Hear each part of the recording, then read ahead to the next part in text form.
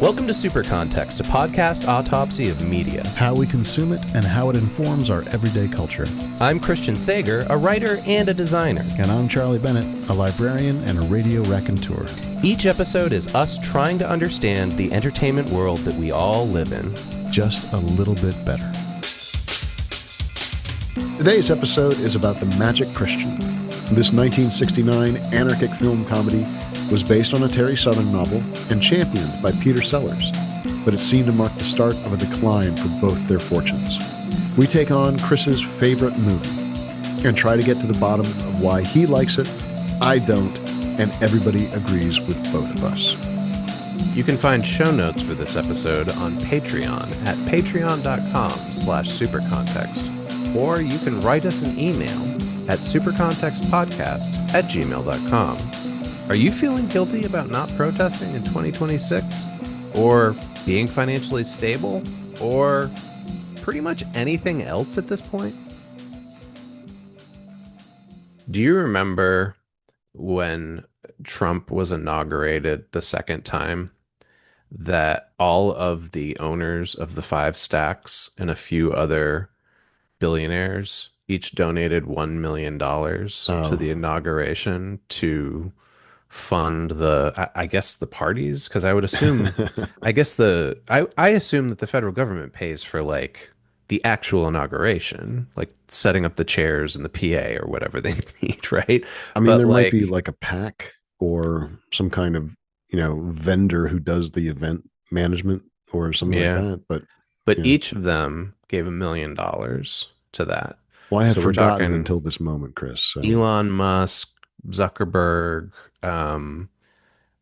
is it Sergey Brin? And I can't remember the other guy's name. Sure. The Google dudes. Tim Cook, all of them. Definitely Bezos. And they were all there too.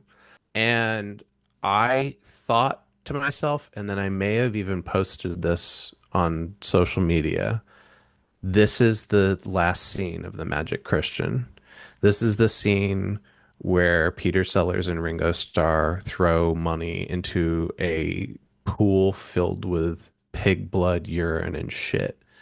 And all of the business people jump into the pool to grab the money.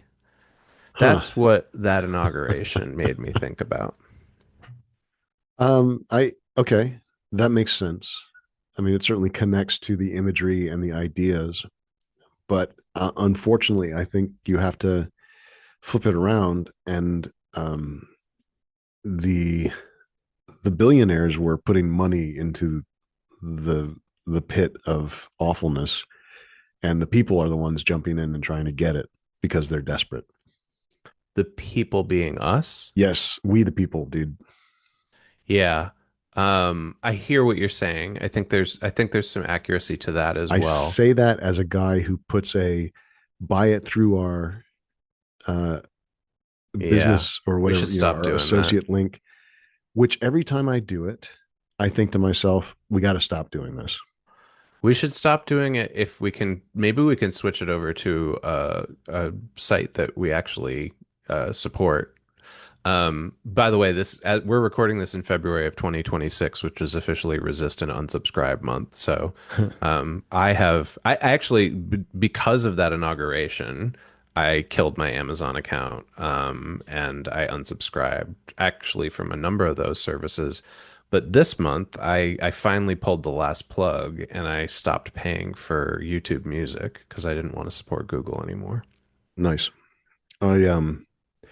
I would look very bad if I told you what I have canceled and what I haven't canceled. Yeah. Well, this is way off topic already. I think that's all right. I will say this about Resist and Unsubscribe. One of the things that I like about it, if you're not familiar, folks, type in Resist and Unsubscribe into Google. One of the things I like about it is... Wait, did you hear what you just said? No. Oh, into Google. Jesus Christ, Chris. No, type it into DuckDuckGo. There you go. One of the things I like about it, Scott Galloway is, I think, the name of the guy who started that. He's very clear that he's like, this isn't an all or nothing proposition. Like, you don't have to delete everything. You don't have to unsubscribe from everything. But the point is to make people aware of what these companies are doing and then rethink their relationships with them. And maybe Yeah, you do it one little thing at a time. that's good advice. I also sometimes feel like this is the equivalent of my therapist saying, "You're imperfect. You have to forgive yourself and give yourself some grace, and you don't have to be perfect."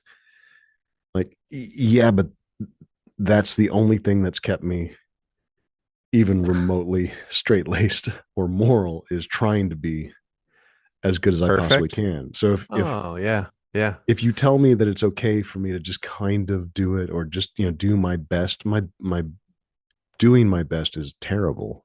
Oh, yeah. It's only failing at trying to be perfect that I get a regular human being out of my behavior. Well, maybe this is the perfect opportunity for you to practice giving yourself grace and compassion. Go fuck yourself.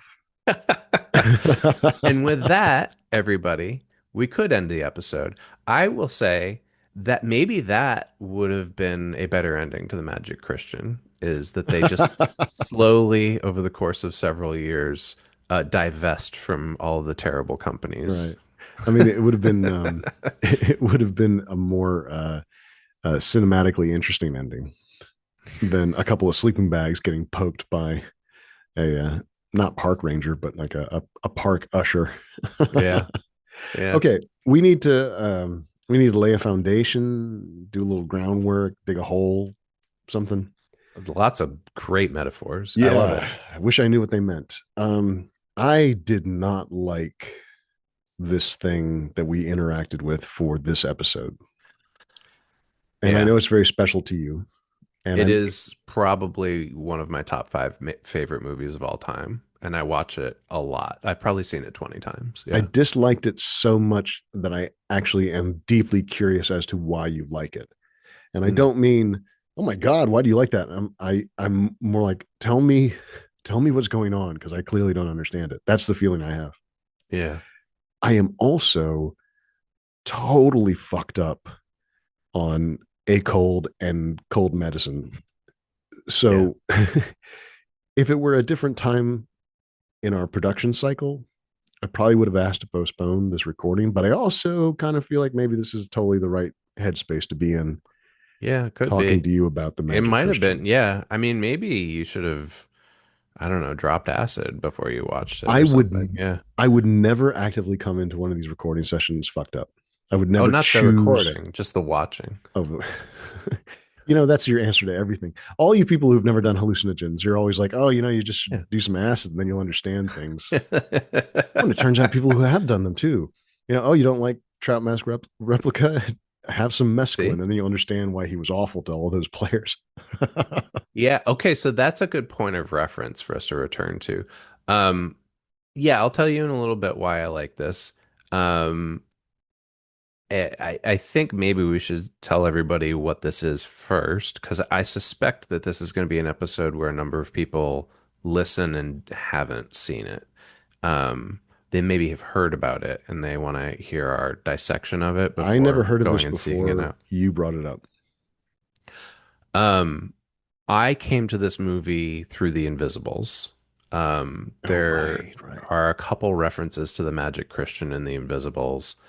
I rented it. I was probably 22 when I first rented it, and I watched it with a bunch of friends.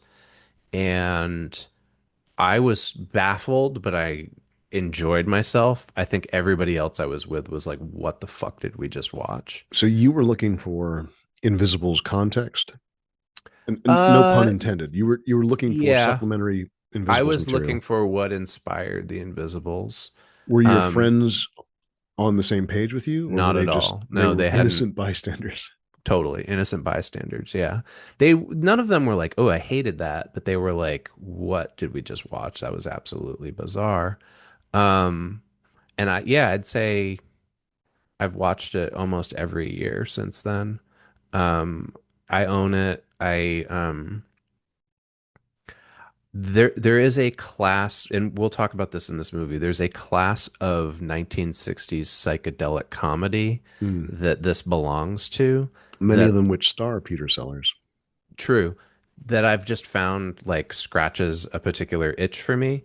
And I enjoy them all, but this one, for obvious reasons, because of my leftist politics and how I lean towards anti-capitalism and definitely anti-authoritarianism, this one speaks to me. Yeah. Um, I recognize all the flaws there, and there's many, and we'll talk about them. There were a lot of them are brought up in the research. One of But the it, main flaws, Chris, is yeah, that after I watched this movie, I became a Republican. you've told me that off air. Yeah, It I turned me think into a it's social and possible cultural you were conservative. already a Republican. Oh, come on. um, the movie brings me pure joy, which is rare. Like Huh. it just makes me happy. I smile when I'm watching it. As I was rewatching it for this episode, I was just like reminded of how much like it in the way people talk about Monty Python, which this is connected Oh, to. yeah, yeah. It has wormed its way into like every aspect of my life, in that like there are situations where I will reference multiple scenes in this movie. Nobody around me knows what I'm talking about, Do you use but quotes from the Magic Christian yeah, in yeah, life? yeah, I shouldn't because as I've previously mentioned, I don't like that. But yeah, I do. And or there will be situations where the stuff from this movie just pops into my head and it's super um inconvenient and just to inappropriate, say out and loud. I'm Yeah. barely able to hold myself in. Like when the police dog at work has multiple students coming up to pet it, and my instinct is to say, "One hot doggy you shall have." I don't know why. I mean, that's anodyne compared to a lot of the things that you could think to say in a lot of different situations. Yeah, and there's a lot of offensive stuff in this movie too. Yeah. Yeah. Um, Well, let's get to what the movie is. And as a person who didn't like it and is sort of not putting up with you, going with you on a journey that you have planned, yeah, I'm going to tell the listeners also this is a swirling weird one, and I don't mean the artifact. I mean like the notes and the stuff we're going to talk about. It's yeah, There's a lot of smoke in these notes. there is, and we'll unpack that. All right, let's do this. Let's explain what this is, and then I want to um, unpack a little bit more about what you didn't like, and then we'll get into the Okay. production. So, this is a 1969 comedy film starring Peter Sellers and Ringo Starr. The Beetle. Yeah, it is about a billionaire who adopts a homeless man, and they go around spending his money on elaborate pranks that are designed to show the nature of capitalism and greed. And that's in the movie. They're designed to show the nature of capitalism and greed. That's part of the character's impetus. I think it's fair to say there's no plot. Like they just go from one sketch to another, but those sketches all have the same theme of showing how greedy the nature of humankind is. I would argue that there might be a plot in the sense that um, our hero's circumstances change dramatically, and our other hero's circumstances go from safe and familiar through a large number of changes and then back to safe and familiar again with a lot of new experiences, under his belt. So it's actually, it operates a little bit like a plotted film. It's Hmm. just very idiosyncratic in its segues. Yeah. Yeah. So a couple questions for you. First one, here's a thing I don't know about you. Do you like the Beatles? Love the Beatles. Okay. Do you like the Beatles films? No. Okay. Um, you have previously talked a lot about your experiences with psychedelics. Mm-hmm. But do you like psychedelia? That's a real it depends question. So if we approach The Magic Christian as a psychedelic film, in the sense that, oh, this is of the age, 1969, anti-establishment, countercultural,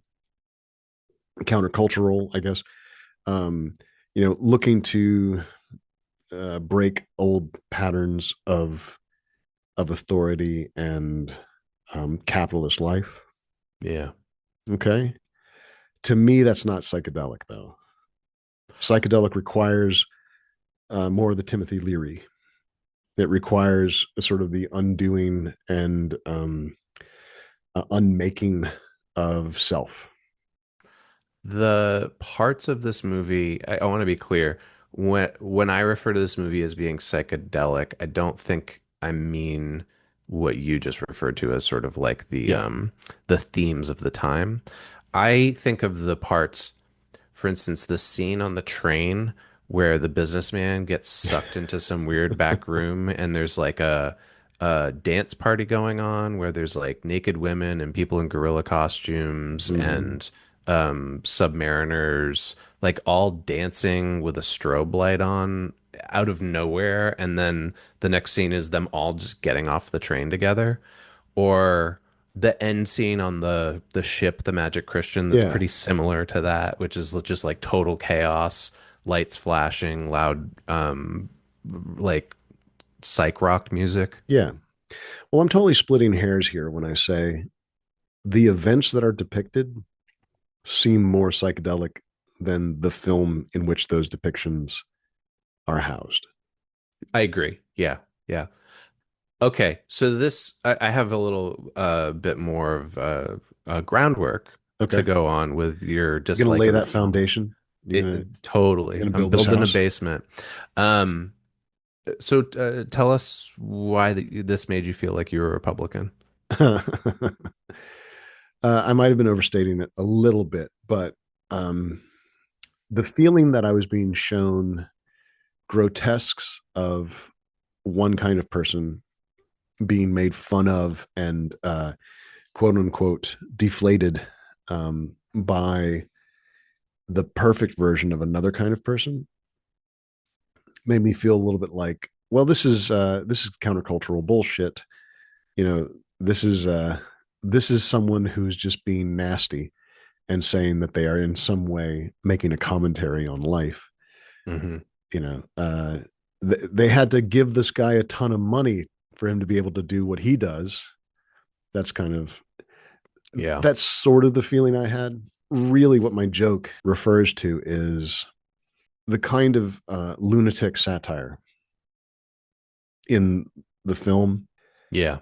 uh, landed more on the side of what the hell is this for me, rather than oh look at that, yes, yes, so pointed, so visceral. Right. Yeah. Okay. And I think that argument is made a couple different times in the research too. Oh, There's for several sure. I mean, people in I the think you and reviews. I are Yeah. we have the response that many people have.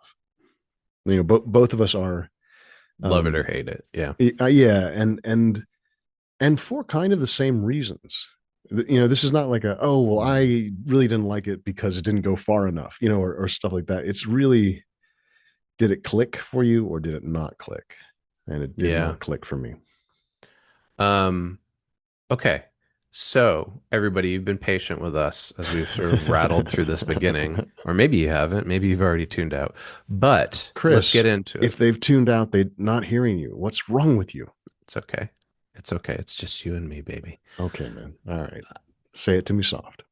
This movie is based on a novel that is written by the same guy who wrote the movie, and his name is Terry Southern.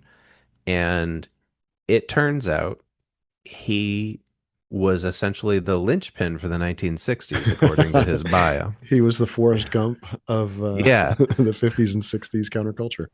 Um, May I confess something to you right up top yeah. here? When I think Terry Southern, I see Bruce Sterling, Tell me why. because I don't know what Terry Southern looks like, and he's just basically a You kind of think that he looks superficial like veneer. Bruce Stern? I imagine all of all of his qualities. I just insert Bruce Sterling into Oh, them. Bruce Sterling, not Bruce Stern. Okay. Yeah, Um, so I don't know. I mean, I'm a fan, obviously, and I've watched a number of his films. I have the book, The Magic Christian, and have read it. But I will say this, according to some of the research, and this is again like hearsay research, not like yeah. this is gossip. Apparently, Peter Sellers is performing Terry Southern in the film Wait, in what? that, yeah, so Terry Southern's American, Yeah. but he would do a faux British accent making fun of British upper class people, Oh my and God. that is who Peter Sellers is playing as Guy Grand. Some people comment that Sellers is doing his corporal or the British commander from Doctor Strangelove. I think he does that as well, but he does it. That's when Guy Grand is performing as a snooty upper class person. Does that make sense?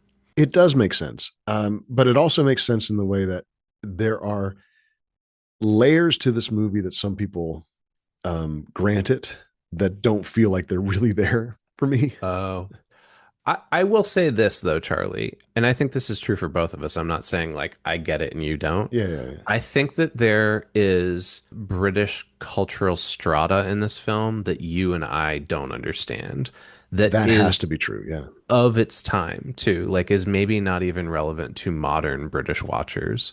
There's classism stuff in here that is just over our heads. Which is a really interesting, like, original sin to this adaptation because it was Yeah, written as an American story.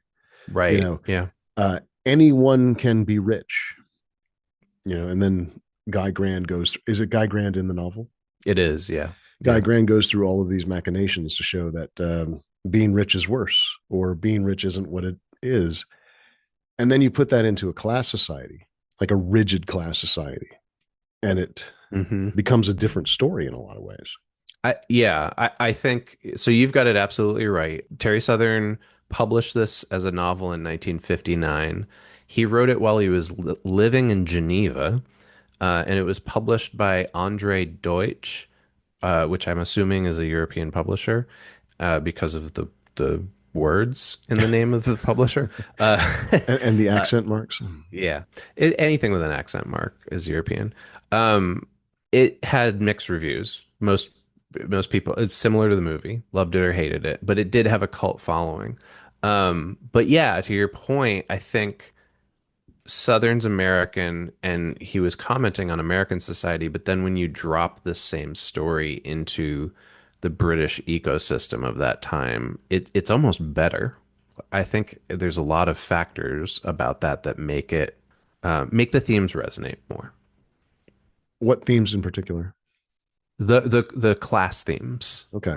Yeah, for instance, like uh Guy Grand adopting Ringo Starr as a homeless guy in the park has like layers to it, I think, that it wouldn't have if Elon Musk was adopting this, I don't know who's a popular drummer right now that he could adopt. Right. Let's leave that aside. Sure. And so, yeah, that's also a invention for the movie, right? The adopted son. That's true. That's true. There is no adopted son. There's no Youngman Grand in the book. Um, so Southern, if you're unfamiliar with him, boil it down. He was an American writer that was known for writing satire. He wrote numerous novels. He worked on various projects. He's mostly known for movies that he wrote for, and the big ones are Doctor Strangelove, The Loved One, The Cincinnati Kid, Barbarella, the 1967 Casino Royale, and Easy Rider. And he was in his 30s when this came out, right? I think he was in his 30s when the book came out. Yeah. Yeah, sorry. That's what I mean is that the book came out in 1959 and he was born in 1924. He's not a Depression era baby, but he was a kid in the Depression. You know, it's Hmm. it's sort of it's this fun thing about the generations. You know, he's this very significant countercultural force who was nowhere close to being a baby boomer. Mm-hmm. He had this kind of transformation from being an itinerant writer, you know, of culture critique novels to becoming involved in movies because of this book. Is the sense I get. Sellers was a fan of the book and gave it to Stanley Kubrick, Yeah. and that's how Southern ended up writing on Doctor Strangelove, and that kind of pulled him into this era of art making. It does seem to be like a defining moment for him because before that, he was a writer, but he was in the army during World War II, but after the war, he used the GI Bill to go to school in France, and he was already a writer then too, so he was meeting all kinds of famous people like James Baldwin, Sartre, Camus. He was ostensibly studying there, but it sounded like he was doing a lot of partying. He Hey, just living was partying back then. Yeah, well, and being a writer too. He married a French model. Um, Later on, he divorced that French model after he moved back to America, and then he met and married an American model. So this is the time in the world where you were a writer who wasn't successful, and yet you still were able to marry models and live off of their wealth, I guess. You know, if you look at some pictures of Terry Southern, you might be familiar with a picture of him with a lot of hair and a big beard and kind of a happy go lucky, haha, I've written all these books. But the living in Geneva Terry Southern is kind of smoldering. Oh, really? Yeah. Okay. Um, After France, he moved back to America. Was writing, he was publishing, he was mainly associated with the Paris Review and George Plimpton. He both had connections within the Greenwich Village writing scene in the 50s and then again in swinging London in the 1960s, primarily, I think, because of this film. Um, and then, yeah, in 56, he moves to Geneva, Switzerland. He's got this like very cosmopolitan, jet-setting Mm-hmm. lifestyle.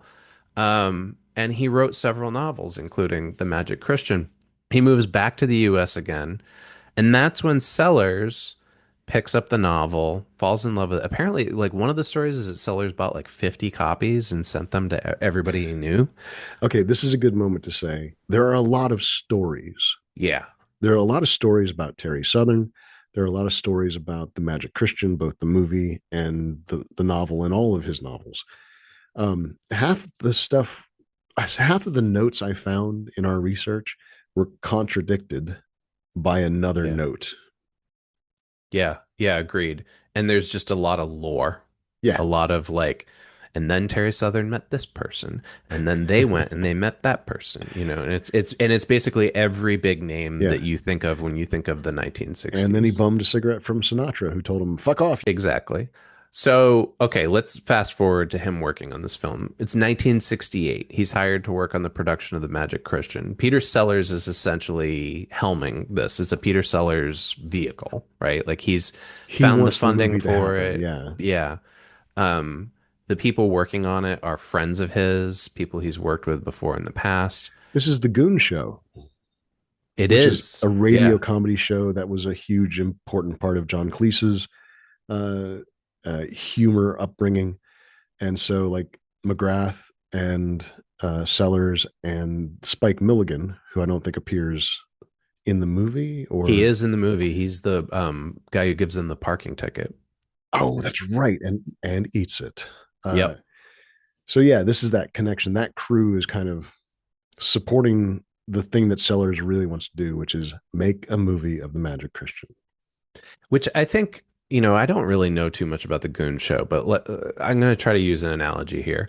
I think it was probably the SNL for British comedians in the 60s, in the sense of like they looked at those guys as role models. Yeah, And so Monty Python comes from that, looking up to those guys, right? yep, And then there's like generations that sort of, there's the young ones. Hmm. There's SCTV, like all of these various comedy sketch shows that we're familiar with now, or maybe the ones I'm referencing now are probably only familiar to guys our age, maybe not folks Who who are used to younger. quote Monty Python to each other. Yeah, let me put a pin in that for a second. I'm very curious if Gen Z knows who Ringo Starr is. I Huh. almost did an experiment today and asked my interns if they knew who Ringo Starr was. Because I feel like for our generation, it was just like osmosis. You knew all four names of the Beatles, whether you'd ever listened to them or not. Yeah, and you made jokes about them being popes. John, No, that John, that Paul, was, George, and Ringo, right? oh, I get it. Um, but yeah, so Sellers, he's a big name. He's got a bunch of credits under his belt. He's got clout. He wants this to get made. And the first draft for the screenplay is written by Southern with the director, Joseph McGrath, who is another alum of the Goon Show. They're working together on it. Then they bring in Graham Chapman and John Cleese. Now, keep in mind, these guys had not yet started Monty Python. They were right on the cusp. Yeah. Um, they're referred to here as two young British TV comedy writers. And so yeah, so they come in and they work on a draft. I think there was maybe another draft after that, and Sellers himself, I think, punched things up. Um, this is a funny quote from John Cleese. Again, maybe true, maybe not. He said that McGrath had no idea of comedy structure and complained that the film ended up as a series of celebrity walk-ons. I think that's true. Yeah, and it's interesting to compare, like, what did John Cleese think was going to happen with the movie versus what did, because it quite directly echoes the structure of the sort of vignette Monty Python movies Yeah. while Yeah. having the kind of story base of the story based Monty Python movies. And so it's a little bit like, well, what do you want, Cleese? This is just like the stuff that you did later. But I think the through lines and the punchlines were not what Monty Python would then start doing. It had a very different Yeah. sort of pressure and release kind of rhythm. So let's fast forward through Southern's life. There's a lot of notes here. I'm going to try to just hit the beats. Because Um, it's a bummer. it's a bummer. It's depressing. Two people this movie makes me think of now that I didn't think of before doing the research. Philip K. Dick, who we just Mm-hmm. did a pretty major episode on, who surely must have been familiar with this stuff based on, there's a lot of overlap, I Yeah. think. And Pinchon, like, I actually think it's funny, like, and this is again not me like accusing you of anything, but like it's funny to me how much you dislike this because I think if you made a film version of Gravity's Rainbow, in a lot of ways it would feel like this Yeah. like anarchic kind of jumping from scene to scene, just weird pastiche. Yeah. I hear you. I think that if I had to answer your critique, it would come down to it's just the details. It's just Yeah, the yeah. way the scenes hold together. I mean, camera angles were actually a big part of what threw me off this movie. Oh, yeah. Like the actual Okay. blocking of scenes Yeah. bugged the shit out of me. Yeah, I was looking for that stuff more this time than I have before when I Yeah. watched it just for fun. And I both think that McGrath is clearly not like directing is not his strong suit. But also there are things there are shots in this movie that are surprisingly well executed at the same Oh yeah, time. individual Yeah. moments, sure. Yeah. I saw nothing in the notes about the budget, but there must have been a ton of money here. I mean, they've got helicopters, they've got tanks, they're doing all kinds of shit in this movie. Now there is a story that might be apocryphal, but they had this idea to go shoot at the base of the Statue of Liberty. Oh yeah, right. And the line from the story is that the production company refused to pay for this shot. Yeah. And there's a little bit of they might have run up to the end of what they were allowed. you Well, know. the one of the notes in here, it's further on, is that just for them to fly there, they spent $10,000 a seat. I don't know if Ah, they were on the little first Concorde or class. what, Yeah, but yeah, yeah. yeah, All right, we jumped away from Southern. we I think did. because it is depressing that he had such a hard time in the latter quarter of his life. Yeah, He had this explosion of fame and import and work in the '60s, and then, well, Wikipedia says Southern's preeminence waned rapidly in the '70s, and he was doing drugs, he was drinking, he was living off of his social cachet, his influencer credit. yeah. He hung out with Burroughs in New York in the '80s. He spent like a crazy person, got in trouble with the IRS. The FBI had been surveilling them because of countercultural activities, and that couldn't have been fun for them. He was blacklisted by Hollywood, informed on. He worked on the '81 to '82 Saturday Night Live season and did not do well on it. No, and that is, I believe, the like notorious season where Lauren Michaels and the cast just left and there was all new people and everybody hated it. I think the only two people from that season who continued on with the show after that were Eddie Murphy and Joe Piscopo. You know what? I'm just going to do a quick, I'm going to go to DuckDuckGo and do Thank you. 81, 82 SNL and see what it pops up for me. While you're doing that, apparently Southern had trouble fitting in stylistically at SNL with the younger writers. I mean, you think about it, right? He was probably in his mid to late 50s at that point, and he's writing on like the hip, cool, sketch comedy show. Yeah, Um, the note here is that his sketches were too subtle, too sexually gratuitous, or overly political, and really I did not get on I the like air. the idea that it's one or the other. He's too subtle or too sexually No, it was a gratuitous. very subtle sketch that had boobs in it. Yeah.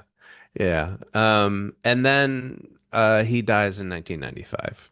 Yeah. So he's an interesting figure because I think like you look at that resume of movies and many of those are thought of as like quintessential movies toward the culture that we have today, but also just, our understanding of the aesthetics of film.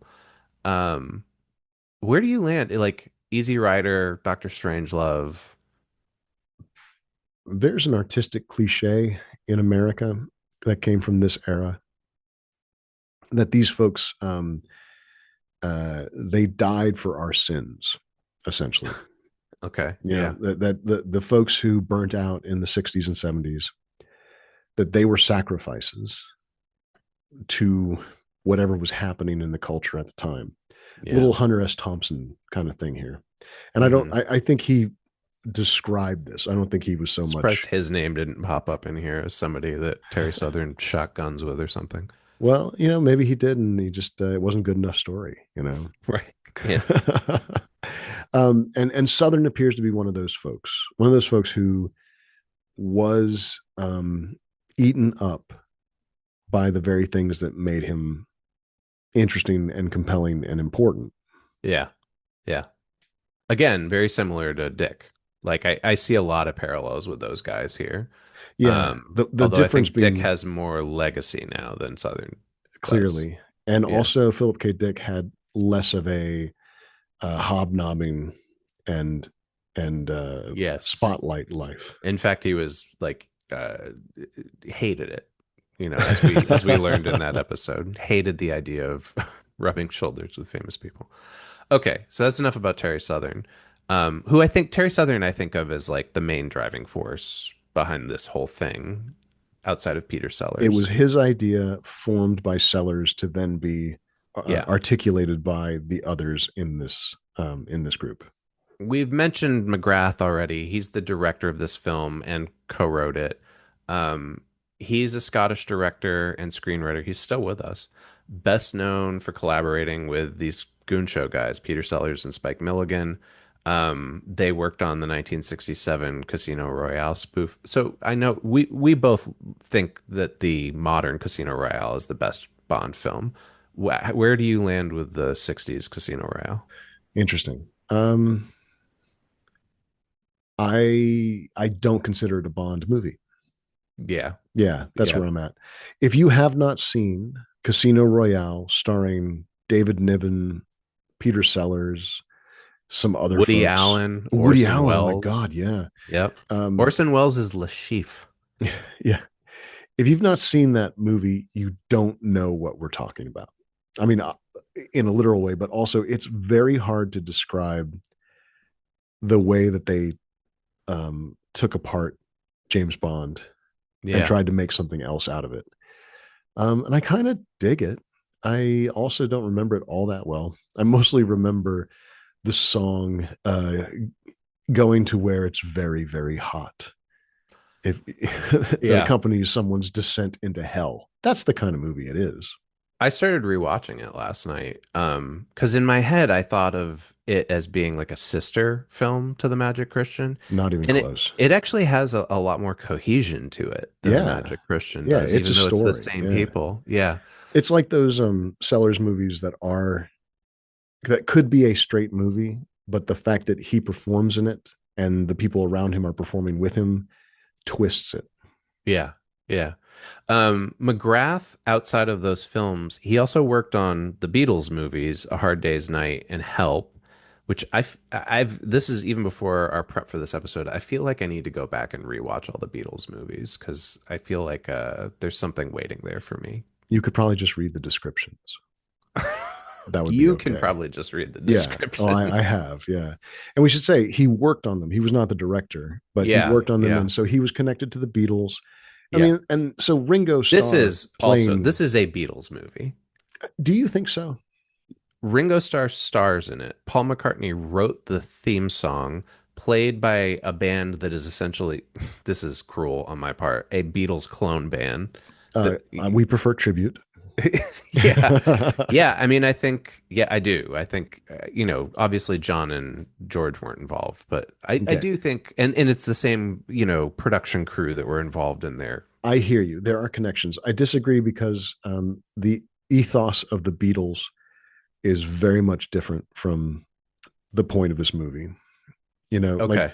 Yeah. Hard Day's Night, Help, Sergeant Pepper's, all of these movies are certainly weird and attempt psychedelic ideas and images, have the Beatles in them, play around with visual puns and film grammar and things like that. But this is so far from, I feel like you're doing the audience a disservice if you call this a Beatles movie. uh Oh, okay. I mean, A friend of it's a mine, Ringo Starr, Peter Sellers movie. yeah, yeah, okay, that's fair. No, I think that's fair. It's not a Beatles movie, but I think um it's in the same family tree. Yeah, one of the people that we pulled from their work said this is as close to a Beatles movie as a fourth Beatles movie as we're going to get. Oh yeah, right. Yeah, yeah, yeah. So I'm not alone in that. So you mentioned this already. The screenplay for the movie is actually different than the book. Although I think it's been a minute since I read the book, but it's pretty much again like each chapter is just like a prank, one prank after another prank. They're not in the same order. And yes, Describe the pranks in general. Like when you say prank, what are you kind of saying? um, well, both in the book and in the film, what I'm calling pranks are Guy Grand, Sir Guy Grand in the film. Um, OBE. OB, he's encountering either people who are in like an upper class strata or people who are lower class and offering to pay them off to do something absurd or let him get away with doing something absurd. So, the pool full of shit is the like climactic one. I think even though this film is called The Magic Christian, I think that is like That's the piece that this movie is known for. And the reason you're saying that is the Magic Christian is the name of a boat, ostensibly a boat that is the biggest prank of them all. Yeah. Yeah, it all leads up to that. Throughout the whole movie, people are talking about the Magic Christian and its maiden voyage. And they're performing these pranks leading up to getting on the Magic Christian. The idea is that Peter Sellers has spent money marketing the Magic Christian as being the event of I think they literally say this. It's the event of the season. And all of these wealthy aristocrats pay tons of money to be on the Magic Christian. To be And abused and confused. exactly. And then once they're on board, they're just subjected to one goof after another, to the point that then it just turns into pure anarchic chaos with Raquel Welch and Christopher Lee, and Yul it's Brenner. again Yul Brenner and drag.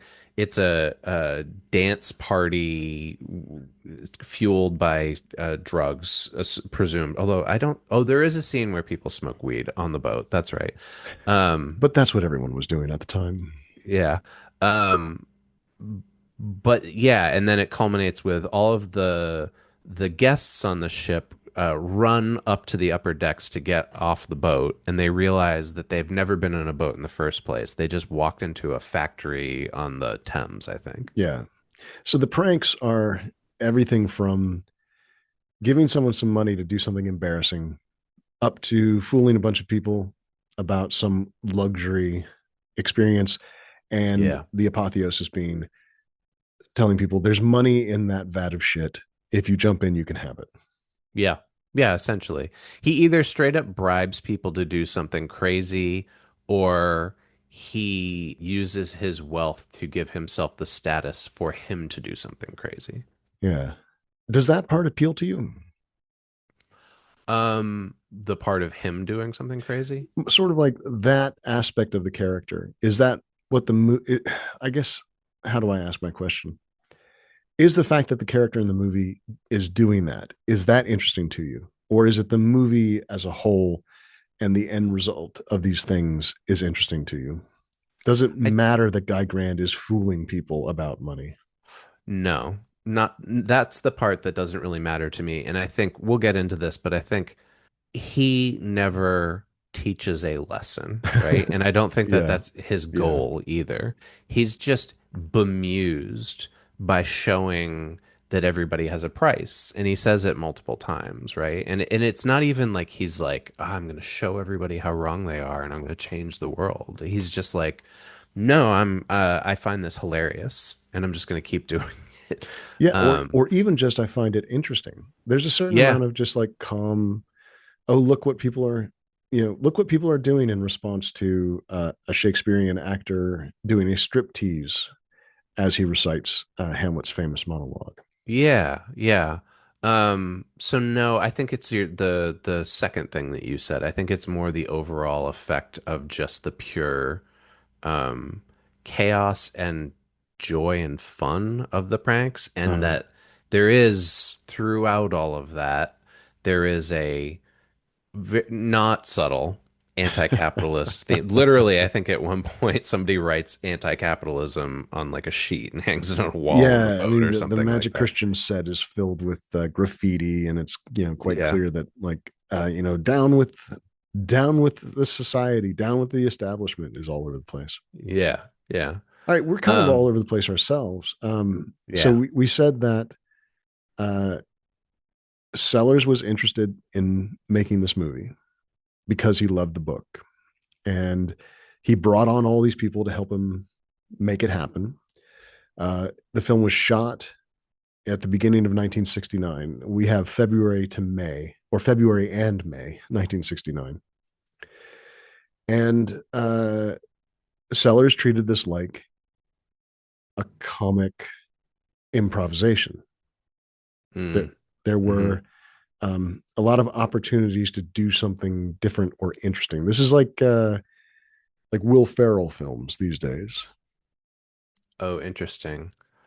Um, Maybe. I feel like Will Ferrell films. are still pretty heavily scripted, Yeah, you're right. So but the thing that, they have moments in them where it's clearly like, and this is where we're gonna let Will improvise, and yeah, I whatever think the funniest thing is that's makes the really what I was cut. thinking of. Will Ferrell is legendarily a constant improviser, and sometimes it works really well. Yeah, yeah. The the movies the so I will say this. When I was rewatching it last night, I thought to myself, you could never make a movie like this nowadays. Not only It would doesn't people seem like not it. No. no, people would not want to watch it, but also I do not think anybody would invest in a film like this nowadays.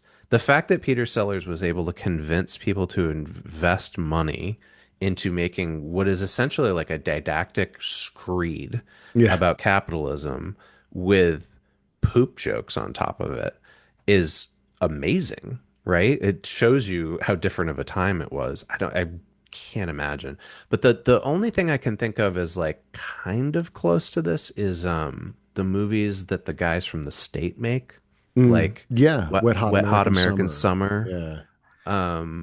But that doesn't have any kind of like political message. Yeah. And even those have much more structure, much more Hmm. through line of character than, Yeah. well, yeah.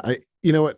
I think probably the pin we should put here is that reaching for comparisons to try and understand better what this movie is always falls short. True. I want to come back to my I don't think folks who are under, let's say, 25 know who Ringo Starr is. Okay. I don't know about that.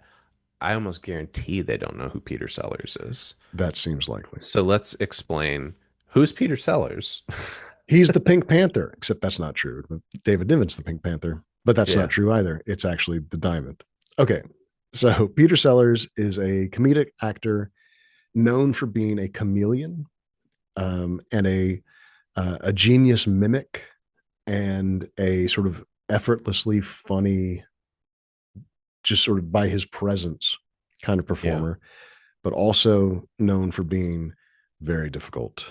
Hmm. And uh, the person that he's most like probably is Fred Armisen, in the sense that Armisen has these incredible chops, like when he shows off his accents. But his Yeah. first marriage, when it ended in divorce, his ex-wife said his best performance is that of being a real live human being, or something like that. I She, was literally about to say that exact same quote when you brought up Armisen. Yeah. yeah, I I'm think about mangling that the quote quote. every time he's on screen. But he was in the Pink Panther movies as Detective Clouseau. He was um, the president, Doctor Strangelove, and I forget his name, but the British major in Doctor Strangelove, Mm. and he was the gardener, the television obsessed gardener in Being There, the film Being There. Which is, this is not a Peter Sellers episode, but if you're unfamiliar with Peter Sellers, my understanding is after being a rock star for making these comedic performances, he really wanted to make something like Being There to prove that he had the chops to do like a drama. And Being There was sort of like his attempt at awards season. And then we talked about this before we went on air. He died shortly after that film. Mm-hmm. Terry Southern described this path of the book getting to Peter Sellers. During the 50s, I, Southern, was friends with the English writer Jonathan Miller. I knew him for quite a while before I discovered that he was a doctor, at which point I beseeched him to become my personal physician and perhaps suggest something for my chronic insomnia. See, he's Bruce Sterling. Uh, just imagine Bruce Sterling's voice saying those words.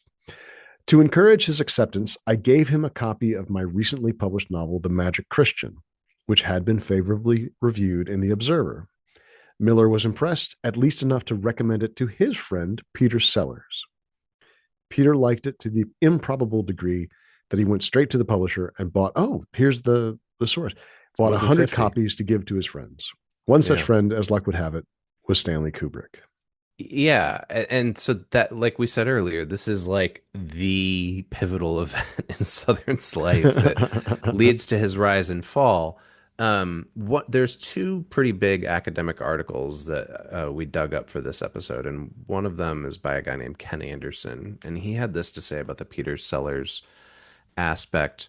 Um, Sellers was drawn to what he saw as the satire of the Magic Christians' idealistic principles. He said, quote, "It illustrates to the public the truth about power, money, and corruption." Um, and this is interesting because he was not known for being political prior to this. So people were really surprised that he wanted to make a movie about this. And it literally says the awakened actor here. This is pre the term woke, I think. Well, the He, recently spiritually and politically awakened actor, yeah, this was the time of the Maharishi. This is the yeah. time of dropping LSD, of tuning in and dropping out. And, um, he Sellers is a very hard nut to crack. He was legendary in not being vulnerable or transparent.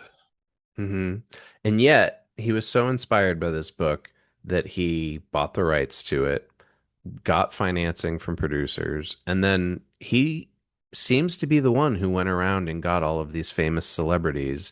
Like, do you think Christopher Lee knew what he was getting into when he shot this? Or, like, how do you say to Raquel Welch, I want you to dress up in a metal bikini and whip 50 naked women rowing oars? Okay, so I was thinking about this actually. I think that this is a little bit like YouTube or Funny or Die or like short films now. You ask a friend to come do a crazy thing. Like Maria Bamford just asking Mulaney to show up and wear a tricorner hat briefly in her show. Mm, Tig Notaro saying, "Oh yeah, I'm not even supposed to be in here, but I was just too stoned to leave when you showed up." Like hmm that's the level of, oh sure, what the hell. If you say to Christopher Lee and you know him and your friends, "Hey, will you do Dracula real quick in this scene?" Yeah. What? It doesn't take much. It's fun to perform, and you go and do it. What about Yul Brynner and drag? That's the Well, one that really surprised me. Yul Brynner was a crazy man. Really? I Oh didn't my know that. god, yeah, yeah. Oh, okay. Yul Brynner is both awesome and horrible. He's sublime. He's like nuclear weapons, man. You don't even know what Yul Brynner is like. I don't, but I will say his scene in this movie, he's in full drag, and he sidles up next to Roman Polanski at a bar and starts singing "Mad About the Boy" to him.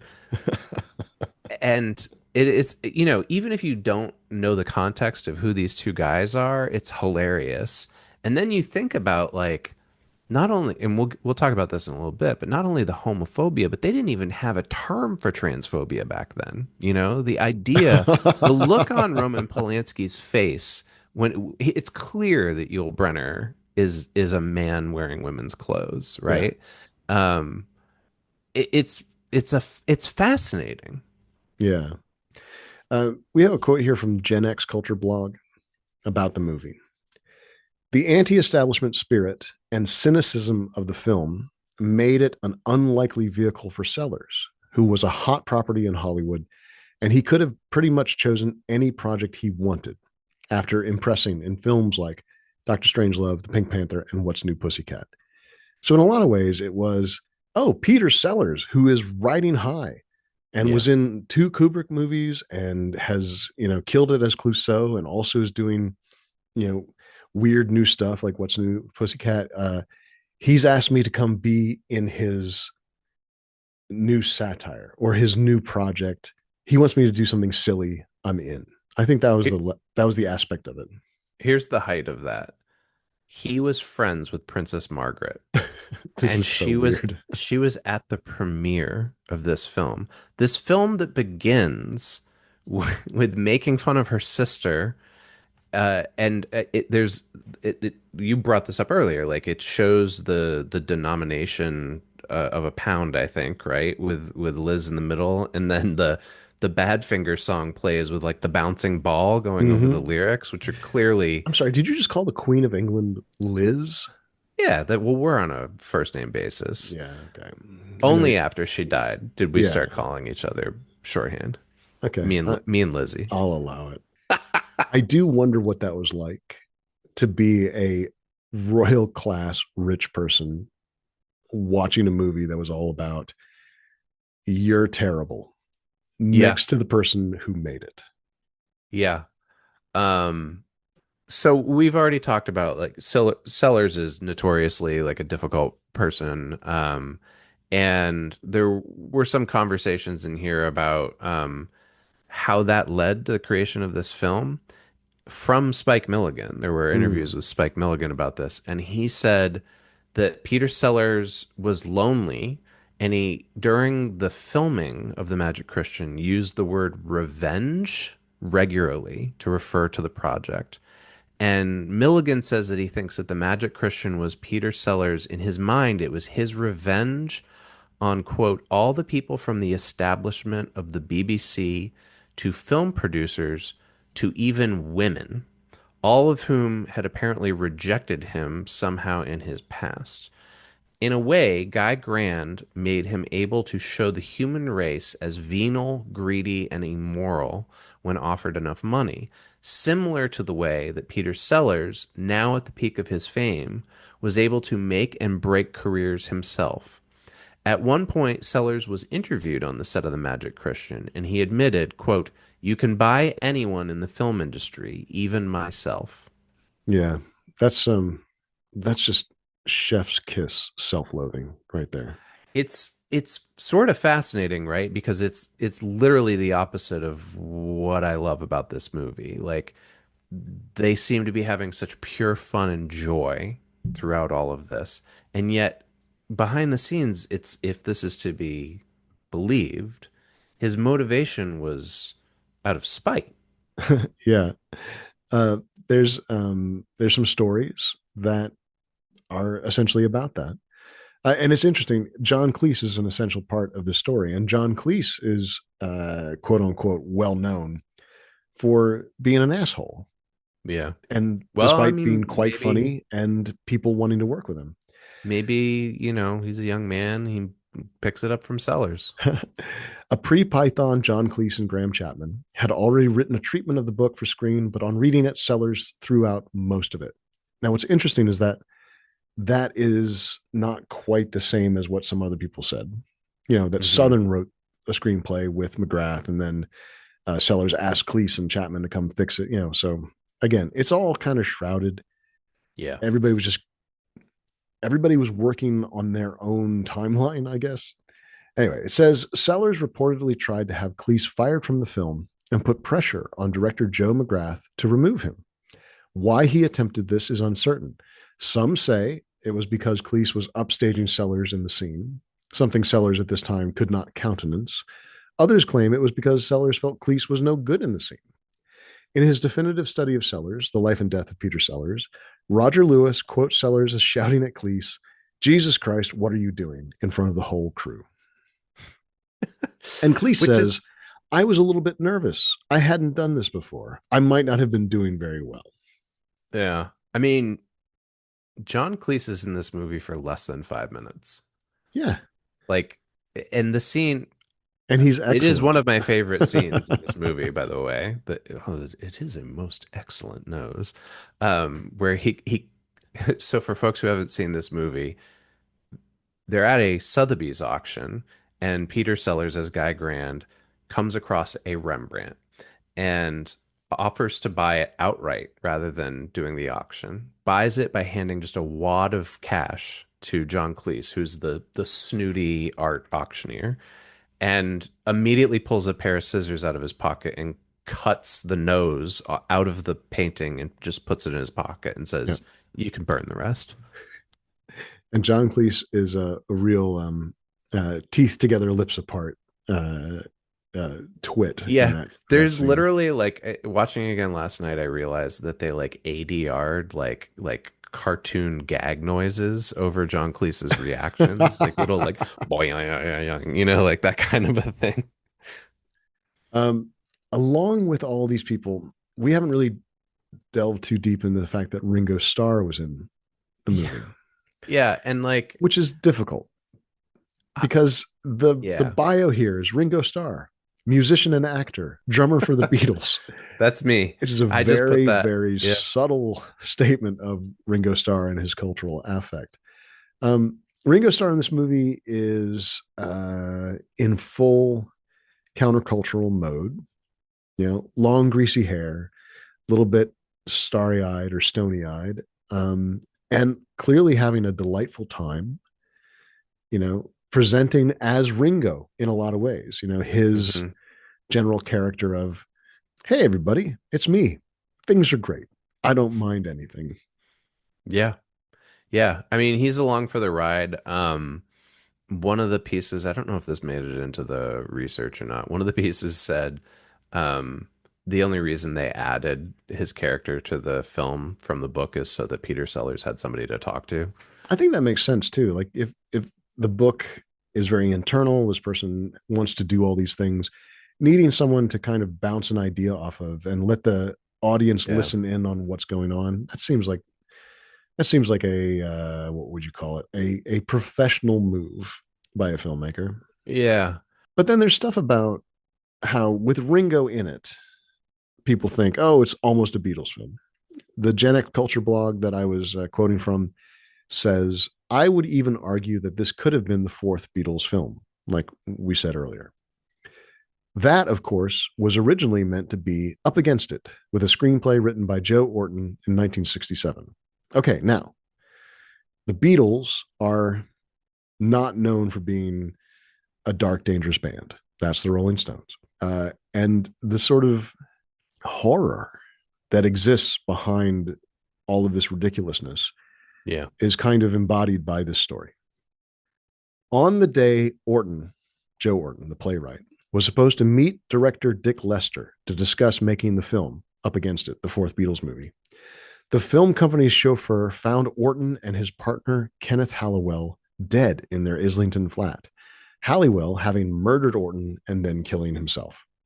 Don't forget, this movie has an appearance by Roman Polanski, who I believe it said something like his appearance in this is months before Sharon Tate is murdered. Yeah, yeah. There's a lot of the end of the '60s kind of Yeah. feel to all of this. Sellers Rage, the the reason that the fourth Beatles movie doesn't exist, the kind of um, turmoil that Yeah. is in this Yeah.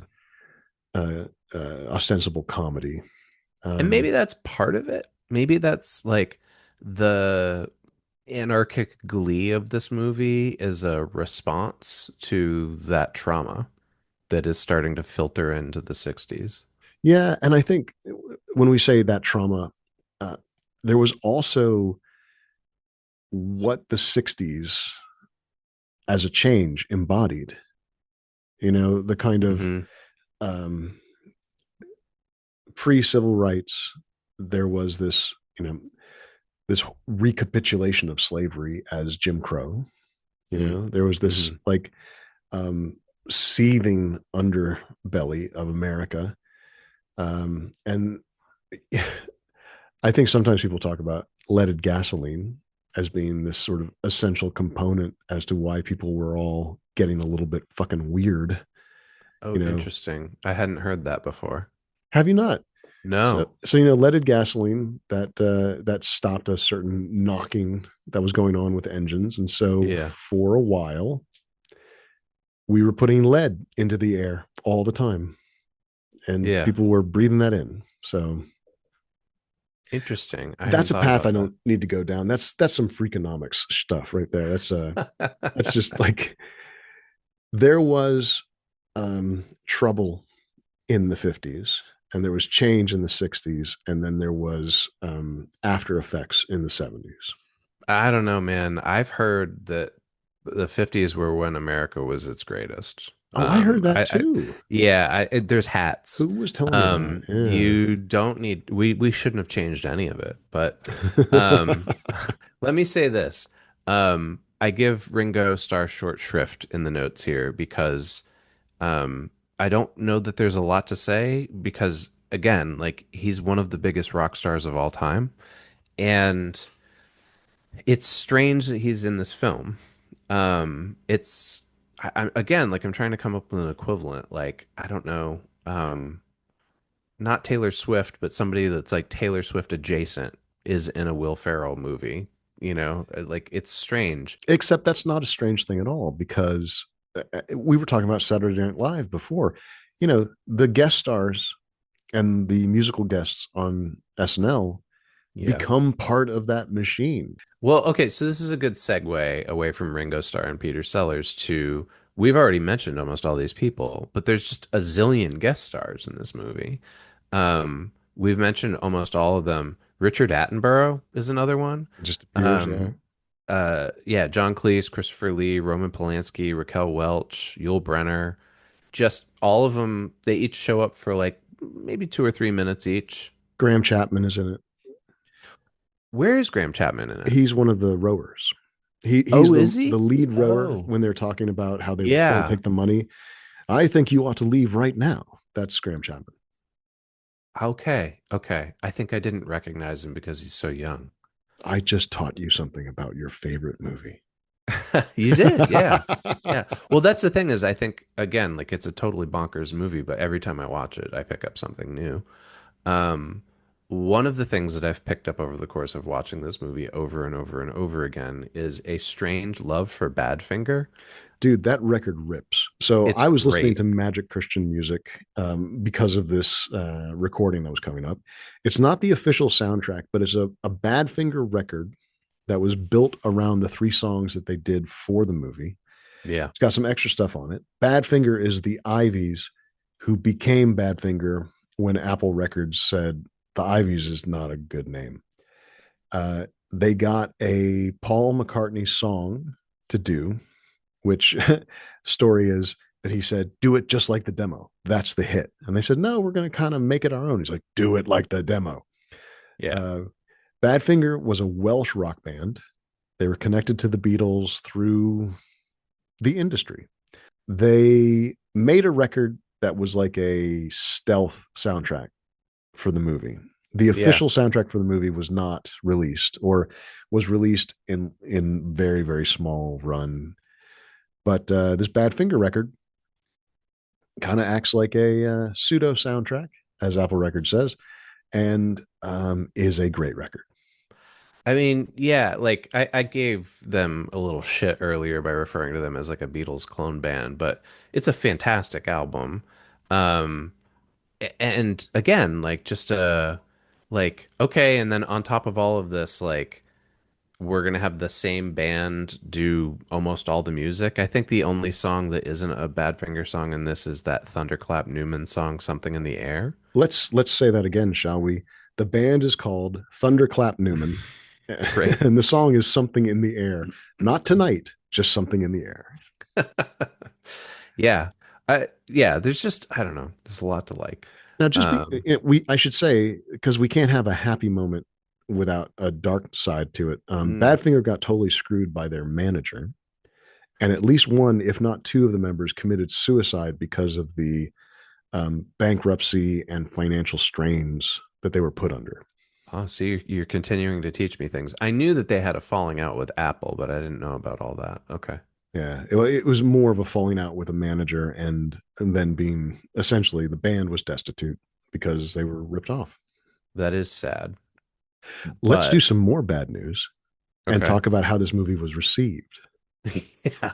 Yeah. Nobody likes this except for me. And me and Grant Morrison.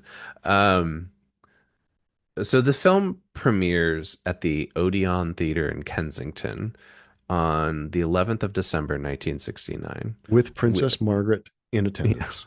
Yeah. Um, other than that fanfare, it does not appear to have done very well. I saw nothing about whatever kind of money they made or what, how many theaters it was in or how many people went to go see it. But we do have the modern equivalent of that, Well, which wait. is Let's make it clear. The Wikipedia page doesn't have a budget. It no, doesn't have a box office. there's a bunch There's of not a ticket dentists that Peter sales. Seller Yeah, found, right, right. who knows? But we have Metacritic and Rotten Tomatoes. So, and I think I'm pretty sure based on our past results, those sites take into account historical reviews. So, for instance, we have a review from when it came out from the New York Times that we're going to reference in a Yeah. minute, but it has a 42 out of 100 on Metacritic. That's an F by any standard. And a 61% on Rotten Tomatoes. This is a cult film. I mean, Yeah. like the next note that we have is that Grant Morrison referenced the film in their work, says that one of the Batman stories, Batman Incorporated, that Hmm. they did was based or inspired by the Magic Christian. My podcast partner loves the movie. Yep. It's me and Grant, I guess. I no, I'm sure there's other people who love it. I mean, there's been re-releases and stuff and remasters, but I mean, and there's academic articles about it. Like it is. two. So, well, I mean, that's more than a lot of It's a movies. 60-year-old film, and there's two articles about it, Yeah. Well, there's a lot of six. starring the most famous people from its time. You I know what I can't believe mean? I'm Like, going to defend this, but like, there's a lot of 60-year-old movies that don't have academic articles written about them. yeah, yeah, okay, that's fair. Yeah. So first up, we've got this Kevin Flanagan piece. It's just a paragraph from Kevin's article, but he looks at some reviews of the book, not the film, The and setup for this yeah, particular movie, yeah. because people, again, we said earlier, it had mixed reviews, is how I think Southern put it. Um, Lee Hill, in a review of the novel, uh, said that it tended toward fussy damning with faint praise. The And critical then, reception in Britain, you mean? Like yeah, the people were like, "Oh, that was nice enough." it's fine.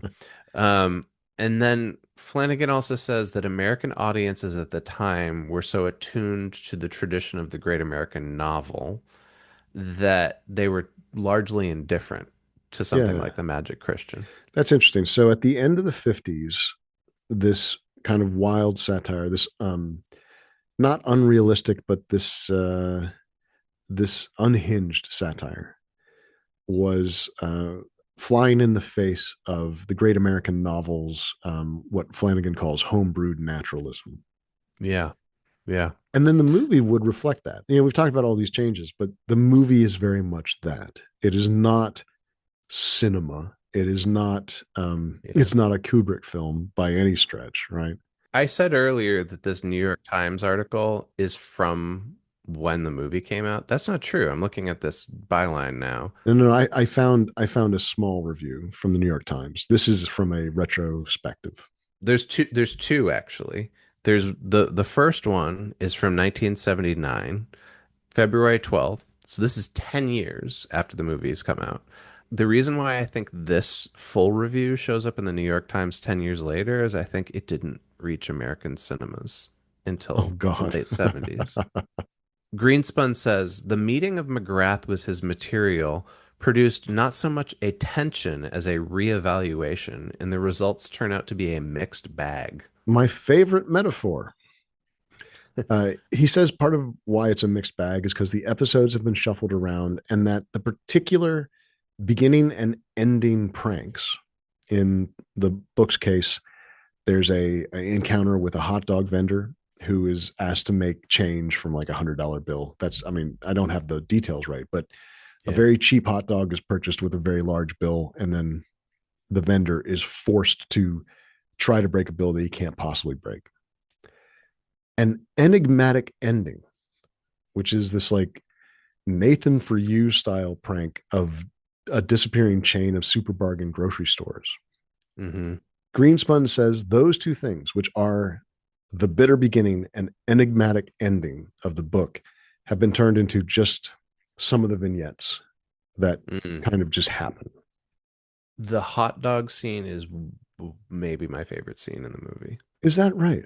I don't know Why? why. I love the hot dog scene, and I've been thinking about this.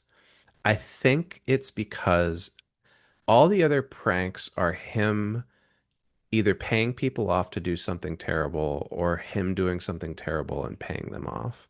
And all that prank is a reinterrogation of class roles, and that he's super rich and he gives we'll continue with what you said. He gives $100 bill for a 50-cent hot dog.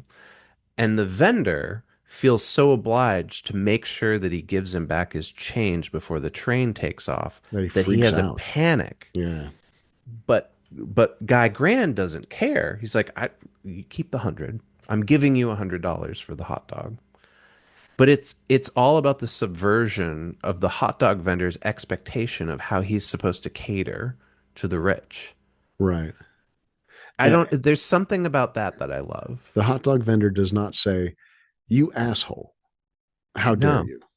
Which is what he ought to say. he just keeps saying, I can't change a fiver. I can't change a tenner. He's panicking because he Yeah. feels like if I don't do this right, something bad is going to He happen. destroys his hot dog cart because he's running along a moving He does. train trying to get the change back into the window of the Yeah. moving train. And Peter Sellers puts on a pig mask and shoves the hot dog in its mouth. And and that scares the hot dog vendor so badly that he crashes the hot dog cart. Oh my God. Okay.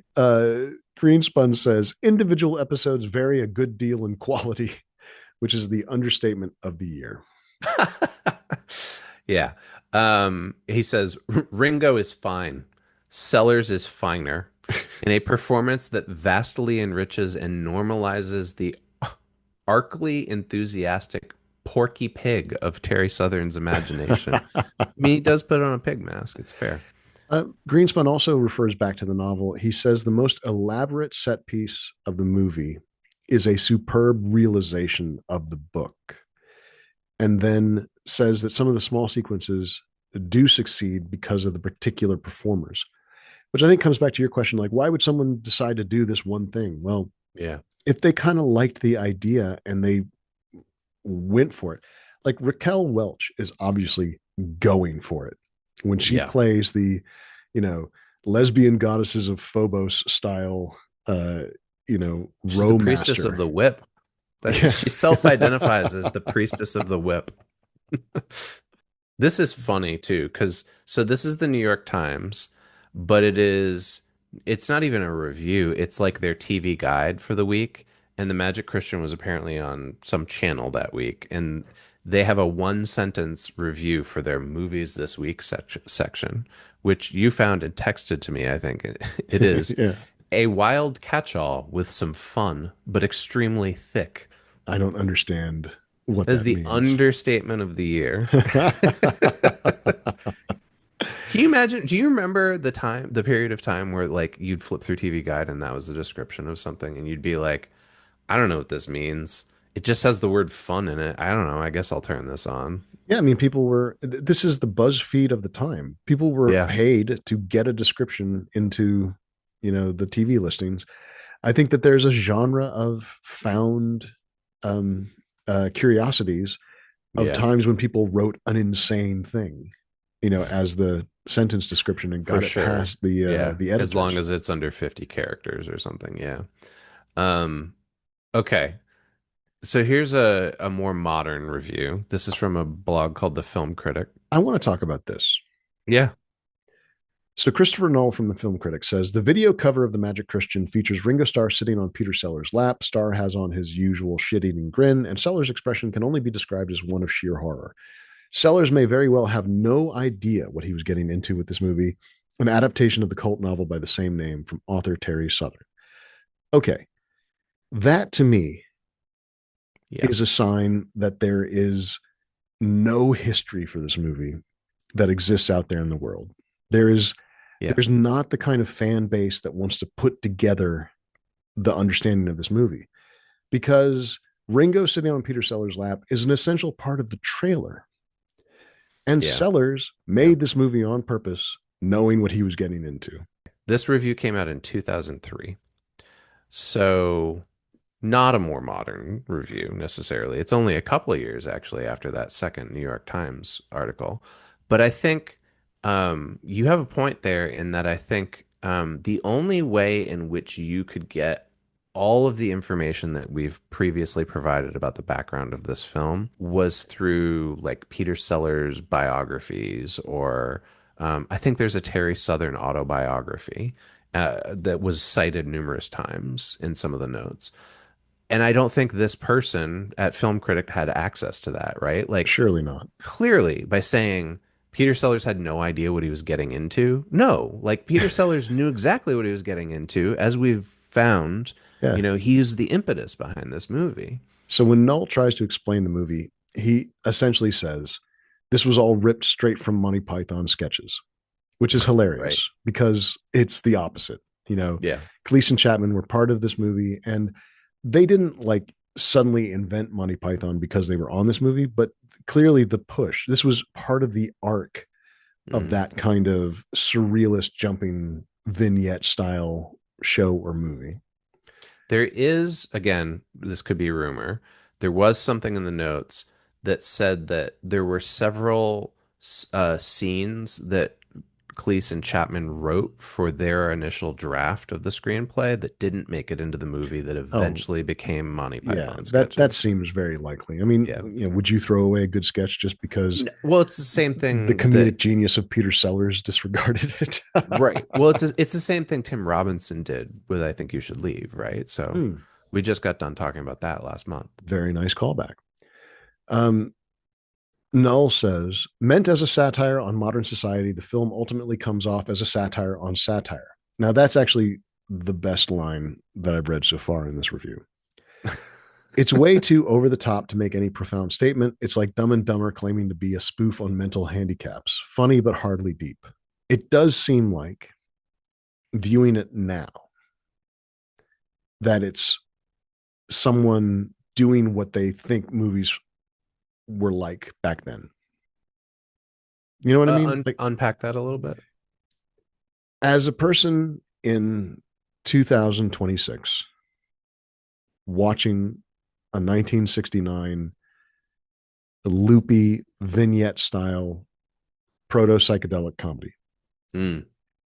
it feels a little bit like someone said, hey, let's do a movie like they used to do, and then Oh, try to make it like that. It feels a yeah. little bit like a copy of a copy. But partly that's because I've watched all the Monty Python movies and because I've lived in the world post Magic Christian for as long as I have, you know? Yeah.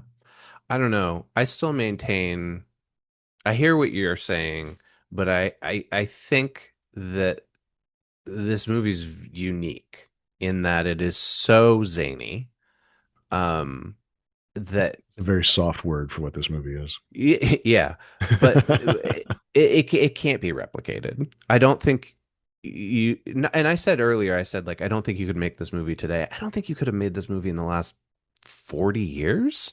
Mm, Like I just there's very unique circumstances under which this was created. yeah.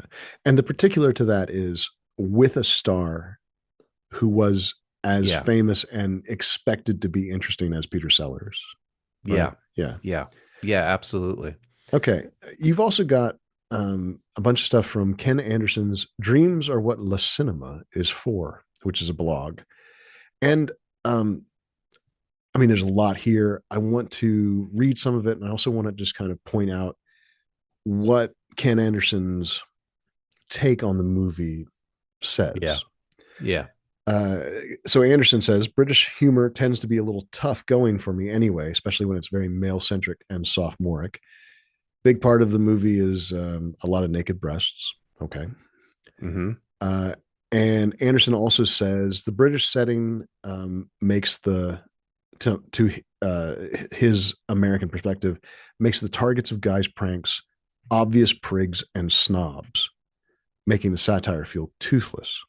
Which is similar to what you said earlier, A little that bit, like yeah. they're strawmen, like they're so absurd that like taking them down doesn't feel like it has anything to it. Yeah.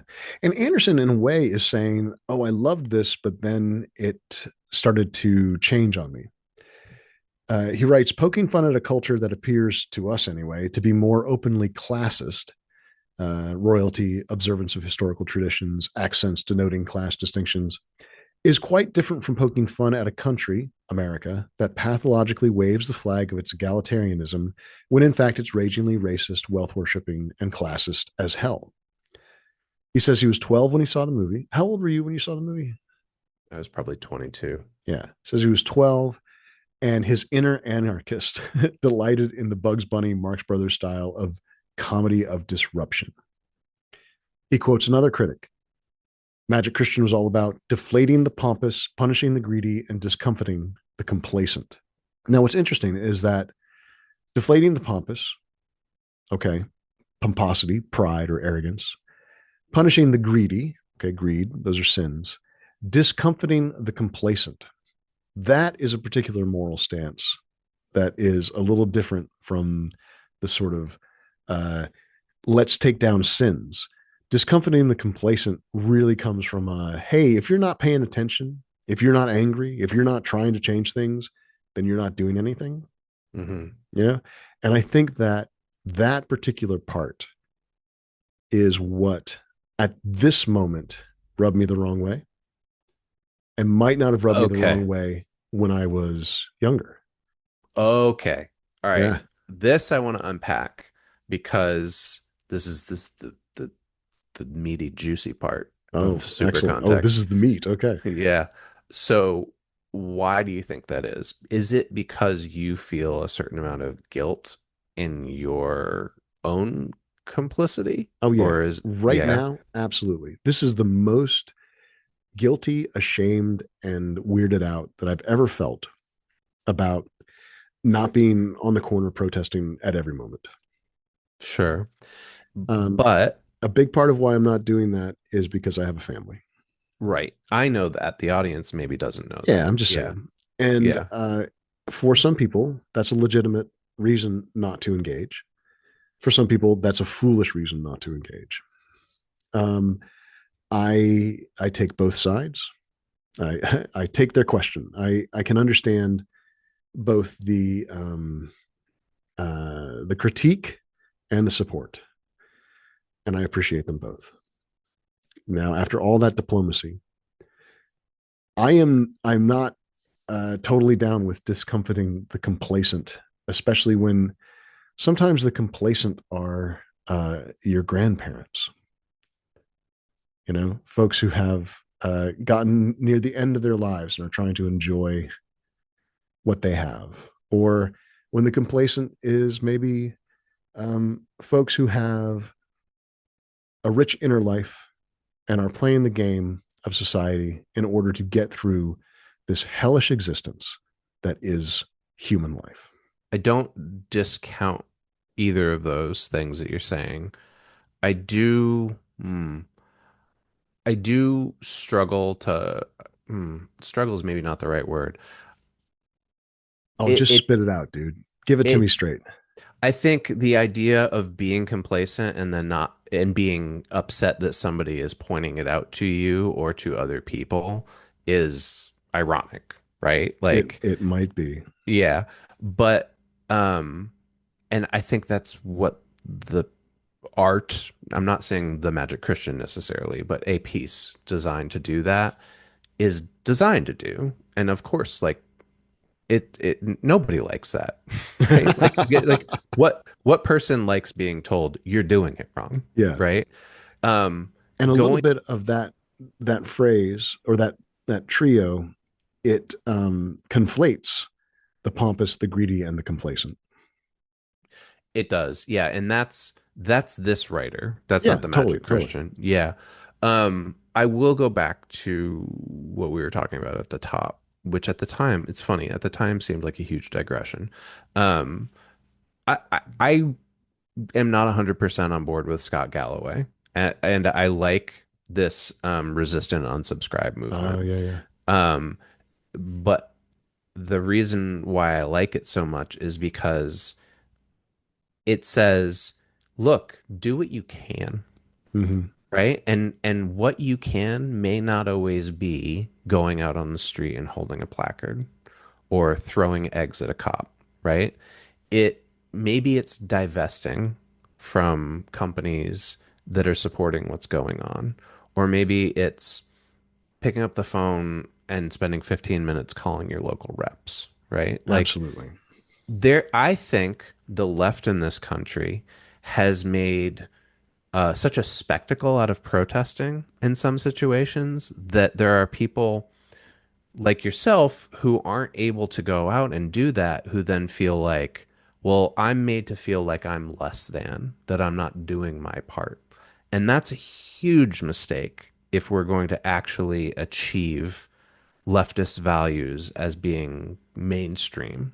Now, I should say that the world in total does not make me feel like, since I don't hold a placard and march, that I'm not doing anything. Yeah. And the things that I do are my own, they're private. And, you know, the folks I call and write and the things I do, those are just for me. I think discomforting the complacent echoes with a thing that I read many years ago. Someone talking about the film Natural Born Killers. Mm. And I'm just going to sum it up. Someone said, you know, they're not really heroes. They kill a ton of people, especially a bunch of innocent people. I don't think we should be thinking of Mickey and Mallory as heroes. And someone else said, all the people they killed were dead anyway, just living useless lives. And when I read that, I had a moment of like, oh, well, we have to find the person who posted that and preemptively murder them because they're There's a lot of trouble. preemptive murdering in this situation. Absolutely. I mean, they told me what I needed to do. Yeah. No, I mean, it's just it resonates with that sort of if you are not, to my view of you, living an active Yeah. and uh, critiquing, interrogating life, then you deserve punishment of some kind. Yeah. I don't know It if I it is was the ever. internet, Chris. It is the requirement of performative activism. Yeah. Yeah, yeah, that's kind of where I was going to go with this is that I don't know that I was ever that rigid in my beliefs, but there was a time where I felt similar. Not that the people should be murdered, but that the complacent should be woken up. Yeah, the people were And asleep. All you zombies. Yeah. yeah, yeah, exactly. And I think as I've gotten older, I've come to appreciate that there's one, exactly what you just said, that like a lot of that's performative. And that's to that spectacle is to help make the people who are performing the spectacle feel like they're actually accomplishing something when Mm-hmm. many times they aren't. In fact, they're doing the opposite. Um, but like, yeah, to go back to like, I'm harping on this point now, but like, I think there's many actions people can take that aren't visible, Yeah. that aren't social media friendly, that are more effective. And you're not my only friend who said that in the last 12 months. Like, I've had multiple people say to me, like, I have kids, I can't go out there. Like, what, what can I do? And I feel the same way, and I don't even have kids. And Yeah. I have gone out, but like um I feel like that idea is holding us back from accomplishing something. And to try to tie it back to the movie, I think there's something to that as well within the film, right? That like this idea that if you aren't living this life as like this total countercultural Loki prankster, Right. then you're doing it wrong, right? Anderson gives us some great language to cap this. He says, I imagine some of the appeal of the Magic Christian was for me that Sir Guy Grand was like an adolescent boy's wish fulfillment fantasy of adulthood. The asexual Guy Grand has no interest in either women or men, uh, never has to answer to anyone because of his money, and is saddled with none of the pain in the ass responsibilities of being a grown up. He adopts an adult who is his best bud. It was, in essence, nothing stops him from playing games and pulling wise ass pranks on authority figures because he is Yeah. insulated from any of the repercussions by his money and his lack of attachment. I think that's true.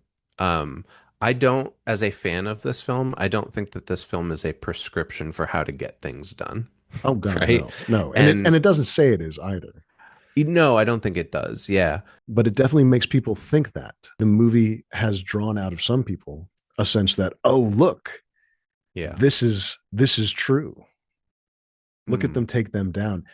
people would reach into shit to get money. That is true. I mean, I Fear mean, not Factor makes that true. not Yeah. literal shit, but like we have in the last 12 months seen people get down to their lowest Yeah. in order to make sure that they don't lose a penny out of their pile. Oh. Anderson says it's weird watching an entire film that has no real human behavior in it. Yeah. Yeah. And No, I think that's true. It's a yeah, cartoon. yeah. And then he makes this excellent point. I'm of the opinion that the truest screen interpretation of Terry Southern's Guy Grant is to be found in Gene Wilder's Willy Wonka. All he does is play tricks on the greedy and self-interested. That is what this anarchic movie Hmm. made him wish for, was, a children's story done in a more charming, sort of settled way. Yeah, I mean, I think the difference, right, is Willy Wonka, that version of Willy Wonka, um, has a narrative, has a plot, takes time to develop character. Has a purpose. Yeah, like it takes the time to identify with its audience and to build pathos. Mm-hmm. The Magic Christian is not that. It's just a fire hose of stuff. Yeah. Yeah. I feel like it's unfair to expect it to be something that it's not. Absolutely. It's just it then I think because of the legitimacy of some of its social critiques, not maybe not in the way it's presented, but it's true that we need to think about how people will do anything for money. It's true that we need to think about how the Yeah. rich can act as if the world is their playground and hurt or discomfort people just on a whim.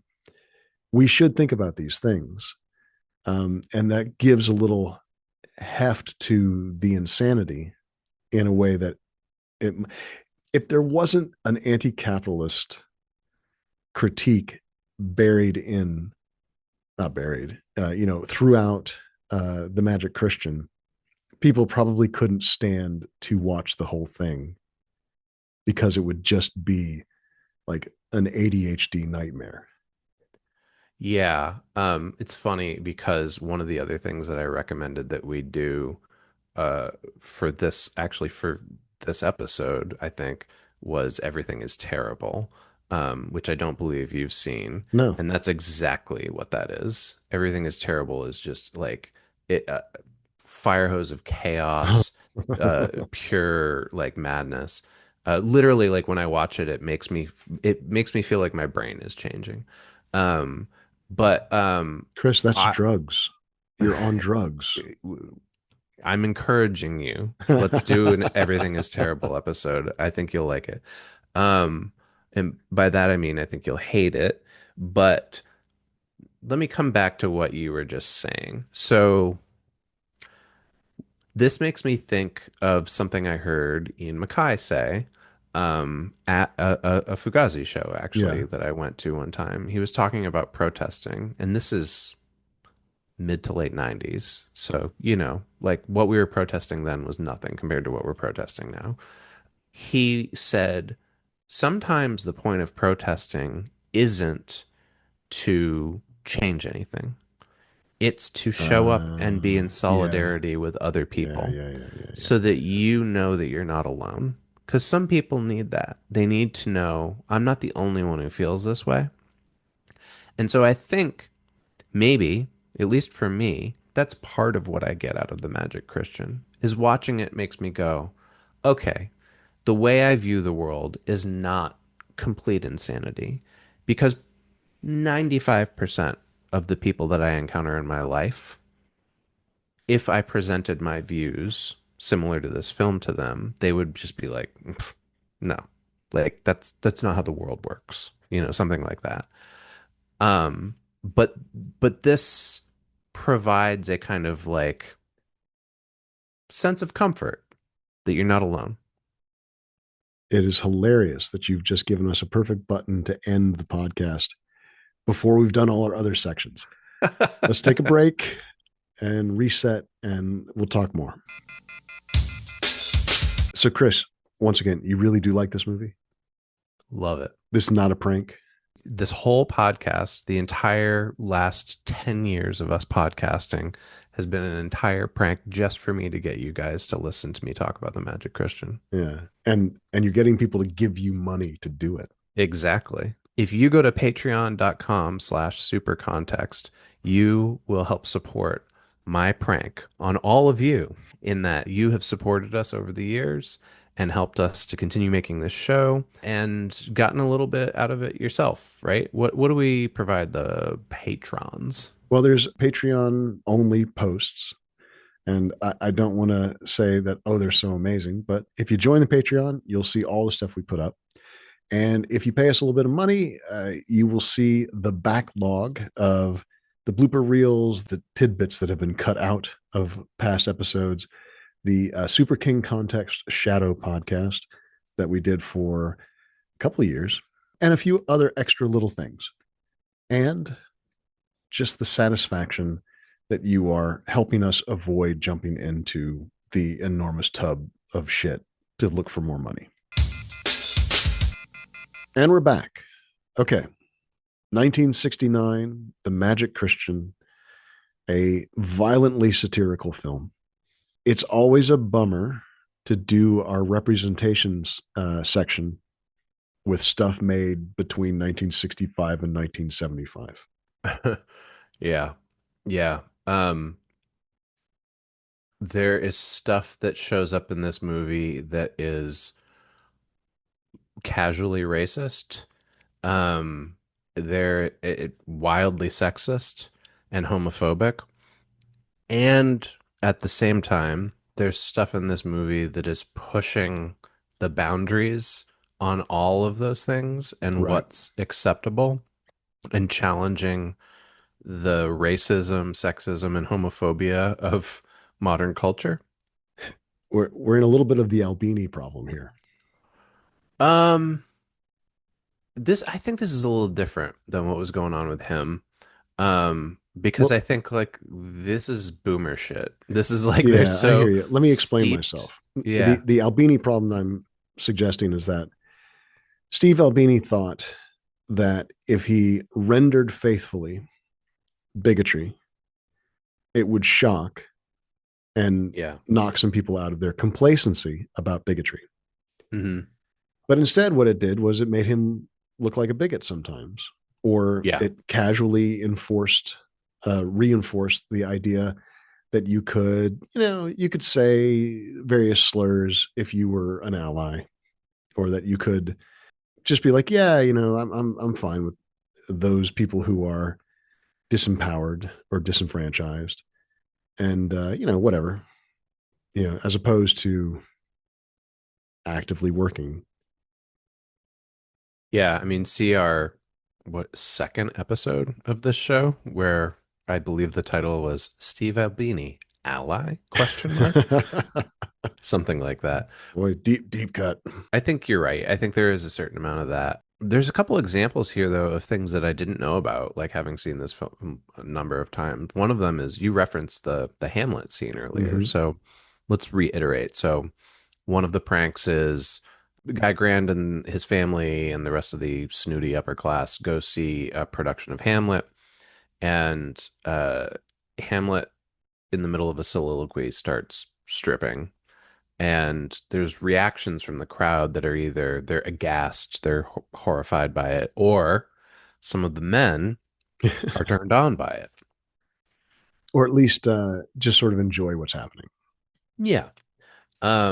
What I didn't know is that apparently the guy playing Hamlet in that scene, whose name is Lawrence Harvey, was gay. His public image, though, portrayed him as being heterosexual, even though I think behind the scenes people knew he was gay. Clearly, like the creators of this film knew he was gay.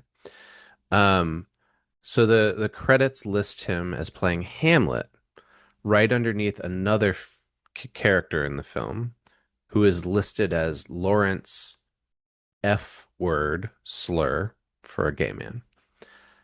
And this is from that Gen X culture blog, and they say, was this a rather nasty joke played on Harvey by Peter Sellers, who was certainly capable of cruelty? or maybe by Terry Southern, who may not have approved of Harvey remaining steadfastly in the closet. It's quite possible, though, that Harvey himself was in on it, as according to the people who knew him, he was pretty honest about his acting and his public persona.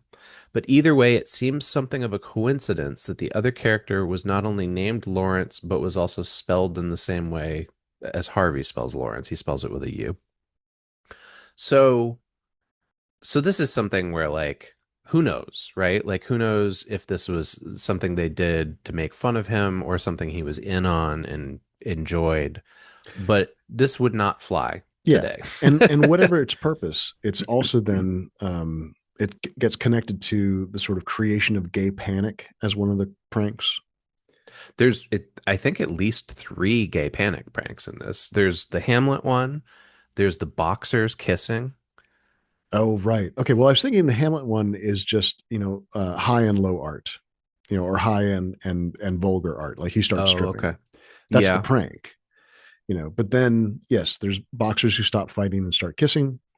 There's bodybuilders in thongs who yeah, get up close and personal with the male passengers on the Magic Christian. yeah. There's the Yul Brenner in drag and a scared Roman Polanski. So there's like, It's a repetitive theme. yeah, homosexuality or queerness broadly is understood as a thing that the straights, the squares are going to freak out about. Mm-hmm. But also, that's the level of the prank. Hey, let's freak them out. Yeah. And so it seems it's a little bit of that. There's a line earlier in the show, damning with faint praise. This is a little bit of faint activism. Yeah, it didn't seem to be embracing queerness at all. It just seemed to be using it as like a cudgel, right? There's another quote here. It says homosexuality is just one of, for the time, taboo themes that are explored by the film The Magic Christian. During the fateful voyage of the Magic Christian, camp, virtually naked male providers, this is the one you're just referencing, provide a floor show. They thrust their crotches towards a bigoted military type in the audience. Once again, no one walks out or even complains. They just look embarrassed and pretend it isn't happening. The same theme, as mentioned, was explored in the boxing sequence, although the more macho crowd boos its disapproval. So there's a little bit of, oh, see, people will say they don't like something, but then they won't embarrass themselves by walking out on it. Yeah, by acknowledging it. Yeah. But then there's also, I think with the boxing thing, it's like, this is such a homoerotic sport. If you're Mm, watching this, you like watching sweaty dudes clinch, right? yeah. But then the audience boos, which is uh, a very simple argument, if it's an argument at all. Like that's a casual observation that doesn't have much cultural heft. Yeah. Yeah. Kevin Flanagan remarks on something similar. He lays the blame with director Joseph McGrath that these sequences they don't have any what he calls stylistic subtlety, which I don't think a second of this film has. Yeah, that's something I Um, said about this shooting. Like it just seems like, hey, get a camera up here, let's get this shot. Like yeah, it doesn't seem like there was care for cinema. but he says about the various queer scenes that the sequences themselves don't offer any kind of nuanced approximation of desire, and regardless of what the pairings are, whether it's like male male, Right, right, female right. male, female female, um, and just that the duration of the joke just seems to be the punchline. There's nothing else to it.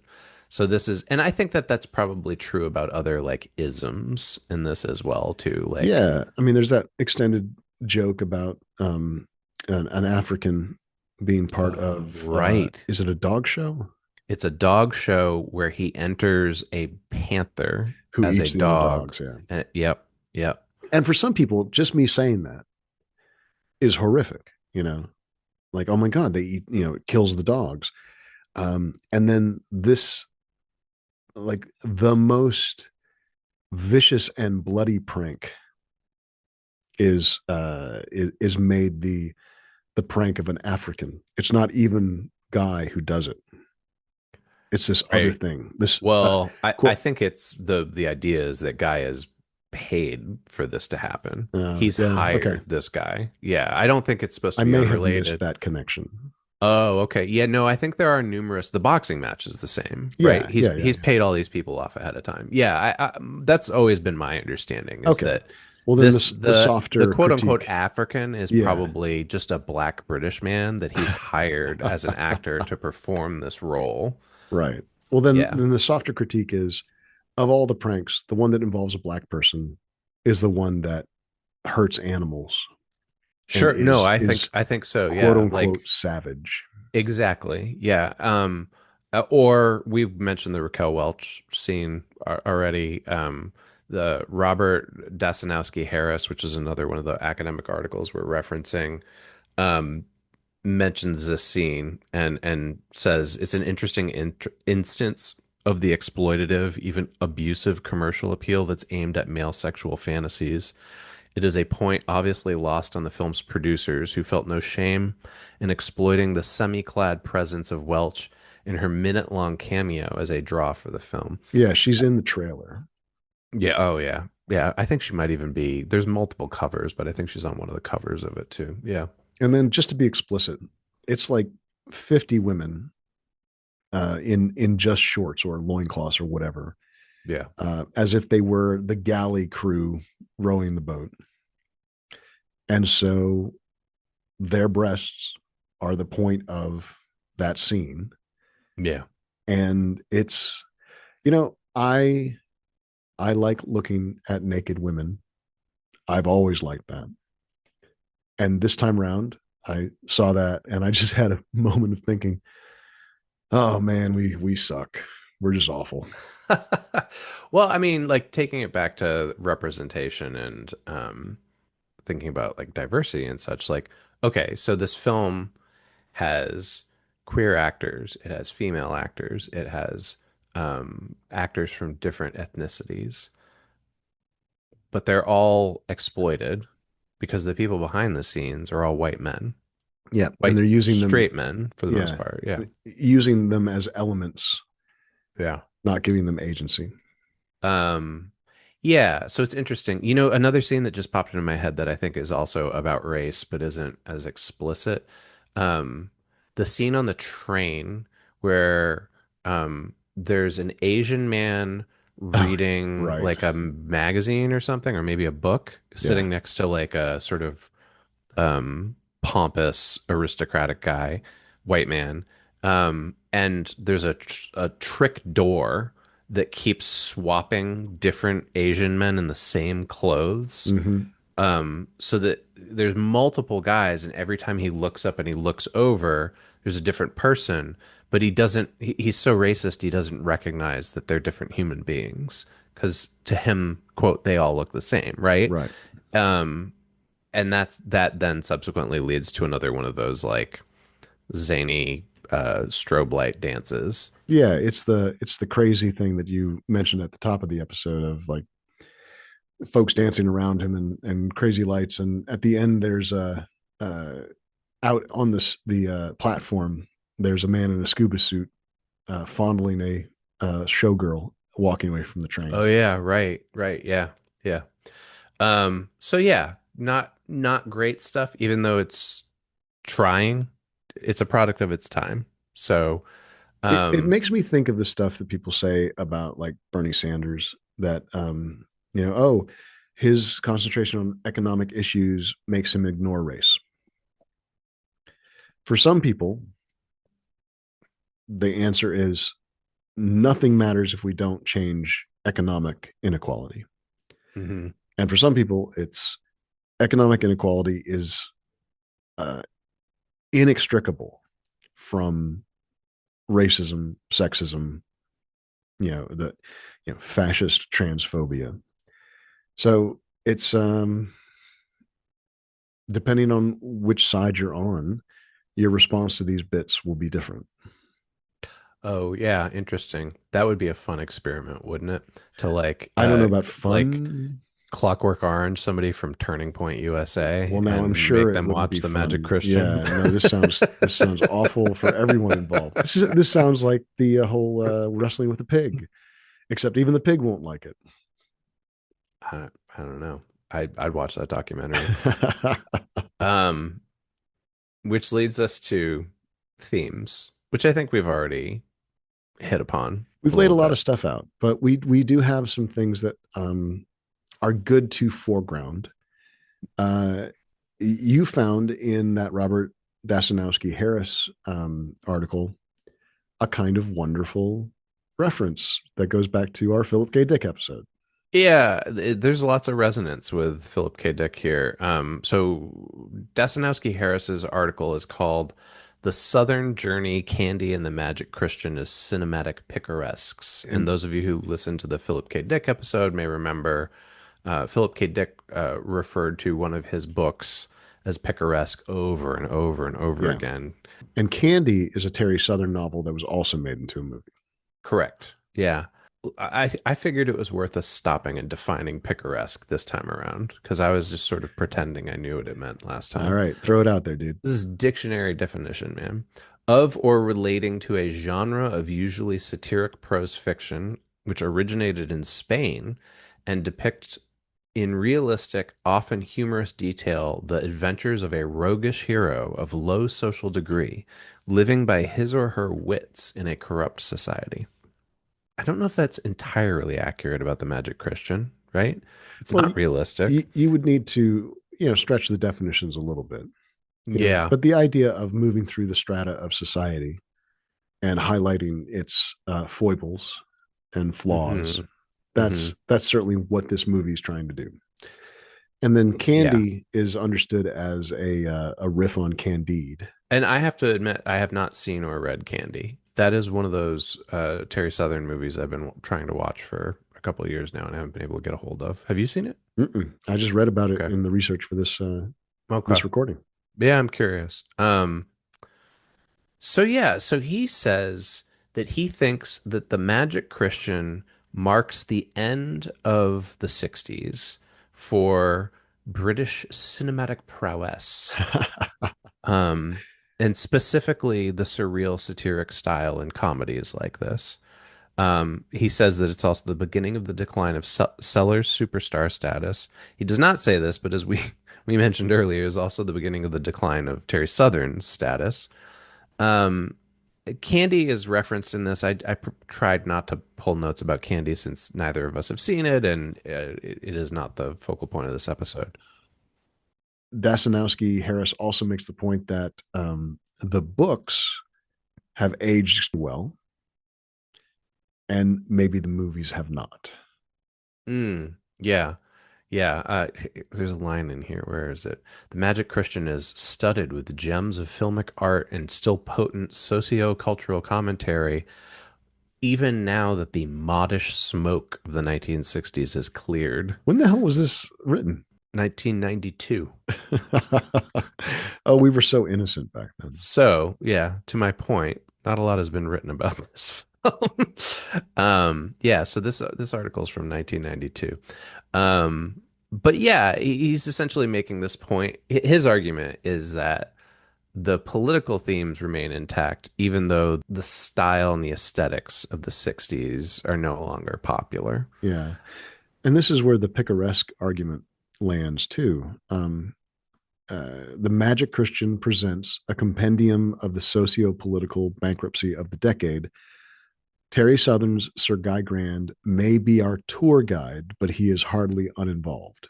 That's the picaresque aspect of these things. Mm-hmm. And in a way, the film then makes it really explicit because the movie is showing you stuff, right? It's like it makes literal what the picaresque is supposed to do, which is to show you these various moments and layers in a culture. But then the movie is literally showing you locations and people, and then our heroes' response and interaction, response to and interaction with those images Yeah. becomes the most important part of the story. There's another literary reference here that he makes. Um, he compares the Magic Christian to an Austrian writer named Robert Musil, um, and a term he came up with, a certain type of literature, which he called a delirium of many. And I feel like that captures this movie in a way maybe some of the other ways that we've tried to describe it earlier in this episode have not. Delirium is a really good term, right? And Yeah. you even said at the top, right? Like you've been sick and you're on a bunch of medications, and maybe this is the ideal way to see this. Yeah. It is delirious. And the quote that follows that, a delirium of many, is it offers a bitter critique of the hypocrisy and repression in the social establishment without attempting to offer an alternative. Yeah. Yeah. Which is something we keep coming back to in this Yeah. episode, right? That it is, some folks are disappointed and feel like the film itself has no point because it's not offering any solution to the problem. Yeah. And in a way, it doesn't offer any hope, which is something that this Hmm. author points out. It offers no hope in the idealized nonconformism of the era. You know, the final bit of nonconformism, sleeping in the park, Yeah. becomes something that you pay to do. Right. Right. You have to pay to pretend to. What there is a term for that now, isn't there? It's a type of tourism. Oh God, yeah. I mean, I hear you. I remember actors like in the '90s talking about how they would put their credit card in their shoe and then go jump a train and like fake hobo it for a while to see what it was like. Interesting. He brings up we just talked about this scene, and I didn't mention this. He brings up the scene with the panther, and the cap on that scene. Why that scene is so important is because they're watching it on television, and we have not mentioned this, but Guy Grant has two sisters who pretty much follow him and Ringo around everywhere. And one of the sisters, as they're watching this news report about the panther at the dog show eating dogs, says, "Ugh, this is horrid. I can't bear to watch this anymore. Change the channel." And he changes the channel back to the news, another news channel. And it's the 1968 execution of a Viet Cong suspect by a Saigon police chief, which is like an infamous, at least to our generation, Yeah, clip. Um, and she says, "Oh, that's much better." I mean, it's so blatant. It's this is that whole there's no human behavior in the Yeah, movie, right? But the point there appears to be the non-local nature of the threat makes it easier. right. What Yeah. comes in through the television and is far away is much easier than what's down the road. And there are a couple clips before as well when they changed the station over to the dog show of events going on during that period of time from Summer of Love to Maoist riots in Paris. They all show up, right? And so it's pretty explicit. Like, okay, here's this didactic message of these real world events that have prompted us to make this movie, and then here's this fictionalized awful event of this panther eating these dogs. um, we'd rather go back to the horror of reality. Yeah. Now the thing about picaresque versus whatever this is that we don't get a lot of Guy's internal life in the movie, Yeah, and the return to sleeping in the park, it doesn't show up as any sort of like pain or I've done all I can, or it's just sort of another lark. Um, and this is the reference from the article. Having done all that he can to reveal the hypocrisy of society, Sir Guy follows the picaresque convention of reverting to a life of solitude, which here proves to be impossible for all but the wealthy. Sir Guy is forced, and I think that that's not the right way to say it, because he's ready to pay off whomever comes along, yeah, immediately. Sir Guy is forced to hand the park officer a stack of pound notes to allow his nonconformist act. The hero thus has failed in the final station of his journey. For despite his well meaning, socially subversive tactics, he is too much a product of his class to ever consider an alternative existence without his power. This is a little bit of it's easier to imagine the end of the world than the end of capitalism. Oh yeah. Yeah, yeah, yeah. Nice. Frederick Jameson. Yeah. Um, I was actually thinking, I don't think this is intentional, but this is like the perfect encapsulation of what we now call performative protest. Yeah. Like people who are not actually interested in changing anything, but are putting on a show of their protest to what's the term that is so popular nowadays? Virtue signal. Mm. Yeah. What's that? Did you see Edgerton yet? Eddington. Sorry, Eddington. Yeah, did you see that? Oh, yes. I saw it. It's kind of like that. Yeah. It fucked me up, man. Oh, really? Oh, Okay. yeah. Yeah. I was a little bit shaky for a while after watching that movie. I didn't have a strong response to it. I don't know that I ultimately loved that movie. It does a good job of portraying performative Yeah. protest. Ever since The Killer, the David Fincher movie, Hmm. I have really become a proponent of you got to see movies in the theater because I keep hearing people have completely different reactions to movies that I saw in the theater that they Mm. saw on TV. Oh, okay. And I Oh, you think, saw that in the theater? hell yeah. And I think One Battle After Another is going to be one of those. A lot of people watched One Battle After Another on the small screen. They're like, yeah, okay. Yeah, I mean that's a different story entirely, right? Like that's a movie that it was not only made for the big screen, but was made for like a very exclusive set of three big screens in the entire country. You know what I I mean? Like, mean, yeah, that's very particular. But I'm just saying, like, I watched that movie Crime 101. I don't know if you know about that. no. Chris Hemsworth is the star. He's the thief, and Mark Ruffalo's the cop. It's a Okay. very straightforward story. It's not anything that you would be like, wow, the depths of this film. I saw it in the theater though, and it was good. It was as good as a movie needs to be. I have no doubt the moment that it's on TV, it'll just be a piece of crap. Yeah, interesting. I don't think you're wrong. I do think I wonder what it would be like to watch The Magic Christian on a big screen. You will never know. I don't think I will. You will have I to be rich. You'll have to get rich like Guy Grand to be able to mm, make someone put the Magic Christian in a theater so that you can watch it. well, not just that, but finding the reel, right? Like There's that too. it's difficult to find reels for movies that were successful. If you had enough money, you could do anything, Chris, right? That's what I'm told. Here's what I thought about when I was watching this movie last night. I thought if Elon Musk was a little more like Guy Grand, I think I wouldn't hate him so much. Okay. Interesting.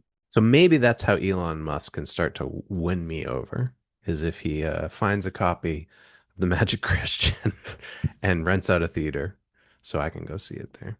No, I'm kidding. I still fucking hate that guy. Okay. So there's a part of the themes of the Magic Christian which do seem utterly relevant and exactly about right now. And we've got Ken Anderson from the Dreams Are What Le Cinema is For to kind of guide us through that. This is what he wrote. State of the World 2022. The world's richest men are eccentric billionaires who, proportionate to the degree to which their hoarded obscene wealth could ease human suffering, have fundamentally taken on the role of real life supervillains. What a great sentence. Worth the price of admission right there. I didn't even plan that segue by bringing up Musk just before we jumped onto this. Well, I mean, yeah, Sometimes you it just you happens, put it you know? together, you know what's going on. Also, I cut out a whole bunch of stuff that got us here. So he compares 2022 to 1969 and says this about 69. Terry Southern's anti-capitalist satire, The Magic Christian. It is about an eccentric billionaire who spends his money orchestrating elaborate practical jokes, exposing the avarice, bigotry, and hypocrisy of the overprivileged classes. Okay, so my point about how a movie like this would never get made today is because most of the supervillain billionaires that he's referencing here are the people who sign off on whether or not movies make it to a streaming service nowadays, Well, there's right? some influence certainly, but like the whole Paramount David Ellison stuff, Yeah, that's where we're yeah, really getting into it. Yeah. yeah. Um, so okay, so apparently Ken Anderson was alive in the late 60s. And although I think he said earlier like he was 12 or something when this movie came out. Yeah. Preteen in Um, the late 60s. but he says one of the nicer things that I remember about that time was its social and political idealism. From my preteen perspective, it felt like young adults all across the country were collectively waking up to the inequities and injustices of society and were serious in their commitment to the belief that change was possible. Well, if I can quote our repeater episode back at you, Chris, we're protesting the same things all over again. Yeah, yeah, and I guess that brings us back to the point of uh whether or not those generations were successful. I keep thinking about Phil Collins in a The Land of Confusion Genesis song saying my Holy shit. generation will put it right. Oh, And boy, they didn't put it right. well, Anderson has a really nice turn of phrase here, saying capitalism, being what it is, was also doing some waking up at this time. In essence, Anderson lays out that we all thought we were starting to fix things, but the way that they thought they were fixing things kind of assumed a inanimate sort of machinery that Mm. could be tinkered with, as Hmm. opposed to society being this big sort of many moving parts ecological situation. Is it Jerry Rubin who became like a Wall Street broker? You've completely knocked me off my train of thought. I don't know. It is. I just I had to look it up to confirm it, but yeah, that's true. That's the example that I always think of when I think about this train of thought that we're going on now. That like this Jerry Rubin, if you're unfamiliar, was like a major activist. One of the what is it Chicago 7 or 8? I can't remember how many of them there were in Chicago, Oh but my god, you keep asking me questions. I don't have any details in my head, man. but he eventually ended up becoming a stockbroker. Spending the his formative years railing against capitalism and then joining up with it. It's Yeah. he's sort of encapsulates that generation for me. Wow.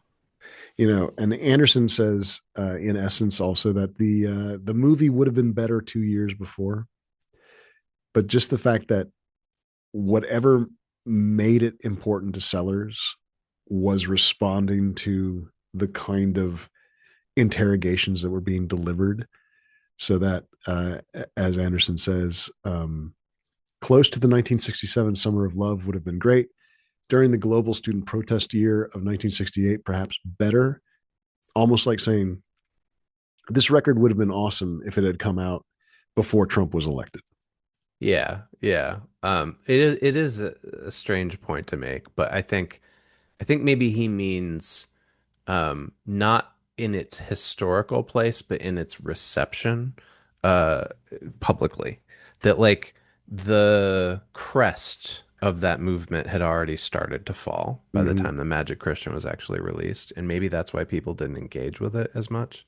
And now Guy Grand um, echoes Jeff Bezos and Elon Musk and Mark Zuckerberg more Hmm. than any sort of picaresque hero. Well, this is the point that he makes here at the end of the article. He says, in the ensuing decades since, capitalism has done its job so well that today social media is full of individuals just managing to get by financially, who nevertheless seize every opportunity to be the white knights and frontline defenders of Jeff Bezos and Elon Musk whenever a legitimate criticism is voiced regarding the morality of being grotesquely rich in a civilized society that tolerates hunger. Oh, This is I don't disagree with this, but also I don't know necessarily that he's providing us with the examples we need to get this point all the way home, right? Well, this is the classic. Every American imagines themselves a billionaire, briefly embarrassed. I think I've told you this story before. I don't know if I've said it on the podcast, but the last time I went to South by Southwest, I didn't have a great time because that convention is just kind of turned into a tech bro love fest. Uh, And I was walking down the street, and there was a guy who walked past me who had one of those screen printed button down Hawaiian shirts on, but the screen print on it was just Elon Musk's face layered on top of itself over and over and over again. uh, Um, and I was like, oh wow, I didn't know there were Elon Musk like fanboys. yeah. Well, I mean, before he revealed himself in the whole Twitter thing, there was a lot more mystique to him. This is after the Twitter thing. It's after Twitter, before Doge.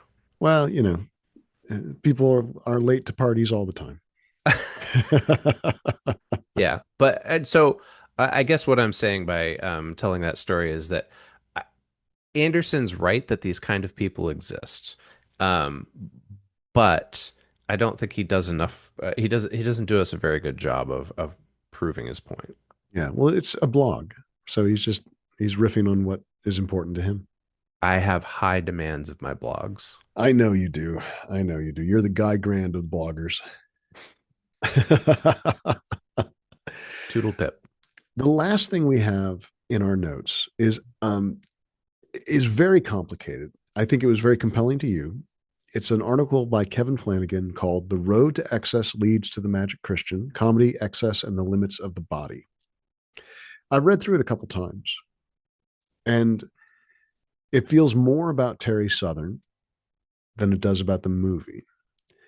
But the thing that exists in it kind of goes back to what I was trying to articulate with the Albini comparison. There was a time when foregrounding hypocrisy was critiquing it, Hmm. but that faded when everyone became aware of hypocrisy. And then the thing that needed to be done was for people needed to consider why were they putting up with it, or who was it serving, or why was it not being pulled out into the street and shot in the head. Yeah, it is. It reminds me of this David Foster Wallace quote, which I think I may be misattributing. It may not be him. He may have written about it, but I'm. Anyways, the quote is irony is laughing, is being in a cage and laughing at the bars. Oh God, there's a little bit of the Zizek. You know, he didn't say this, but this is kind of what he said. Careful of how cynical you are, because eventually the mask bonds to your face. Mm, It's also Kurt Vonnegut. Be very careful of what you pretend to be, because that is what you are. yeah, yeah. Um, I will say this about the Kevin Flanagan piece. I was not taken with it. I included it here because to be honest, there really wasn't a lot of well-written stuff about the Magic Christian, so I was working with what we had available to us. I think that this is an example of the same kind of academic prose that we have joked about many times before in the past. Yeah. This feels to me like a bit of a stretch in that an academic was trying to find something to write about that nobody had written about before and apply a model to it. There's some interesting stuff here, don't get me wrong, but I am not taken by this. My main problem with it is that the sentence, "The Magic Christian challenges audiences to literally digest the indigestible," exists, Yeah. which is, dare I say, the opposite of how you're supposed to use that fucking word. I hear you on the grammar, but I think the argument that they're making here is that there's multiple scenes where people eat things they're not supposed to. Yeah, and grossness is a part of it, and sort of what will you accept, and Yeah. that's a big part of this, the body metaphor, the comedy, excess, and the limits of the body. There is a sense that uh, part of the satire or part of the change that can be inflicted on society is making people who are in a privileged space deal with people who are not in a privileged space, Hmm. Yeah. confronting the lower strata of the body, as it were. And Um, there's a little bit of yeah. that in the whole jump in the shit to get the money, or deal with this body that's close to you, or see a body during a performance that you're not supposed to see a body for.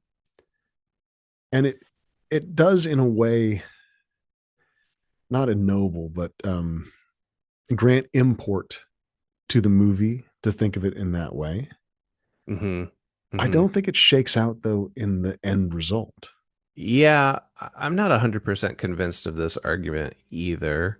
I will also say this. Normally I wouldn't subject the audience to this, but this article was incredibly difficult to put into our notes because every time I copy and pasted the text, it inserted random hard returns in the middle of words. And then these hard returns were impossible to delete, even when I formatted or stripped the formatting out of the text. And so we've got this weird, like what looks like a serial killer's note, with like random breaks and words with they're missing letters. The letter F for some reason just disappears half the time in these. I don't Nice. know what they did to this PDF, but anyways, so reading through this is kind of difficult in and of itself. Maybe that's their Yeah, performance. that's part of the joke, man. You just Yeah. not aren't getting it. But I think the gist is this, like they're making the argument about bodies that you just reiterated, right? That the lower class would deign to put these things in their bodies. And then simultaneously they're making this argument about like a high class sense of humor versus a low class sense of humor, and that they're sort of at odds with one another within this film. Um, some of this article was so navel gazy that I actually, rather than rather than paste anymore, I just typed up my own like abstract of it, which this is what I put in here. There's an entire section of this article where the author says that the Magic Christian is an example of what Mikhail Bakhtin called Menippean satire, which is apparently a sense of humor that's rooted in the Saturnalian, which that doesn't help me at all. So then I had to go look up Saturnalian, which is of unrestrained and intemperate jollity, riot, riotously merry or dissolute tradition. Okay. Whew. That's a lot to unpack. I don't know if you're familiar with Bakhtin. He was A little bit, yeah. I'm definitely not saying his name right, but he was a Russian anarchist. Um, the author also argues that other examples of this Menippean satire are Chaucer's Canterbury Tales and Hieronymus Bosch's paintings. So I think what the author is trying to do is like position the Magic Christian as somehow being both high and low art at the same time, Right. but connecting it to things that we consider now to be the classics. Like Hieronymus Bosch or the Yeah, Canterbury Tales. Yeah. exactly. Yeah. And without saying this is ahead of its time or this is, this will outlast its context. Well, instead of really like engaging with this and trying to talk about the near schizophrenia of Sellers Grant, let's come back to you Okay. in contrast to me. Yeah. The movie has captured you. You feel a pull. You continue, you come back to it. Where do you feel this movie now? Is this something that gives you joy in the head or joy in the body? Do you still laugh at it? Are you comforted by it? Are you riled up by it? What does this movie do for you now? For me, it merely makes me feel a kind of confused interest. What's happening here? Okay, why is this going on? Why does Chris like this so much? Hmm. What about you? Um, yeah, I think you maybe hit the nail on the head there with some of the terminology you were using. I react to this with like pure mirth. Like it is in my body. I do laugh out loud at it. Like when Yeah, I was even watching it even again last night, alone, you laugh aloud. alone in my room with my Yeah, dog watching it, I was like laughing out loud. Like, oh, this is great. This is such a funny movie. yeah, Um, and it's I feel it in my belly. It is not in my head, right? yeah, And so I think like unpacking that, sure. Is this countercultural? Yes. Is it anti-capitalist? Of course. But I don't think it's teaching me anything I didn't already know, right. right? If anything, it's reinforcing uh, beliefs that I'm pretty well cemented in at this point in my Yeah, yeah, life, yeah, right? Um, and that is maybe uh, part of the joy, right? Like I said earlier, I think like it's possible for there to be some solidarity with something like this, in that like part of the joy is seeing it and going, "Oh, I'm not the only one who thinks these things. I'm not the only one who thinks that's ridiculous," right? solidarity with the creators or solidarity with the end result, with Oh, the end product. definitely not with the creators. Yeah, No. okay. That's so Yeah. that's the really interesting thing here. It resists auteurism. It resists like personalities. It's like it's not, oh, look at this Peter Sellers movie or this Beatles Yeah. movie, right? It's look at all of these things that you're now programmed to enjoy. And I don't mean that in any sort of like brainwashing way. I just mean like Yeah. you enjoyed it and now you continue to reinforce those grooves in your head, that like Yeah. I'm Yeah. enjoying this, but you're not thinking about the satire. Not You're enjoying really. the sensual pleasures of it almost. I think, yeah, I think that's probably true. Yeah. Yeah. Um, Chris, will you still enjoy it when you're rich? let's be honest. I'm probably never going to be rich. Yeah, me neither, dude. I honestly, Charlie, I don't even know if I'm ever going to be able to retire the way the world is going right now. You know, um, let me share a little story with you Oh, I love little from stories. the last couple months, and maybe this is a reason why I enjoy this film so much. Um, I went to a financial planner, and I said, I want to make sure that I'm doing everything that I'm supposed to be doing in terms of putting money away in my savings, paying down my debt, while having a livable amount of money left over. And after talking with this guy for an hour, he said, I think you should get a second job. You might want to start doing DoorDash. Jesus Christ. And I'm 48 and I work a pretty respectable upper middle class job.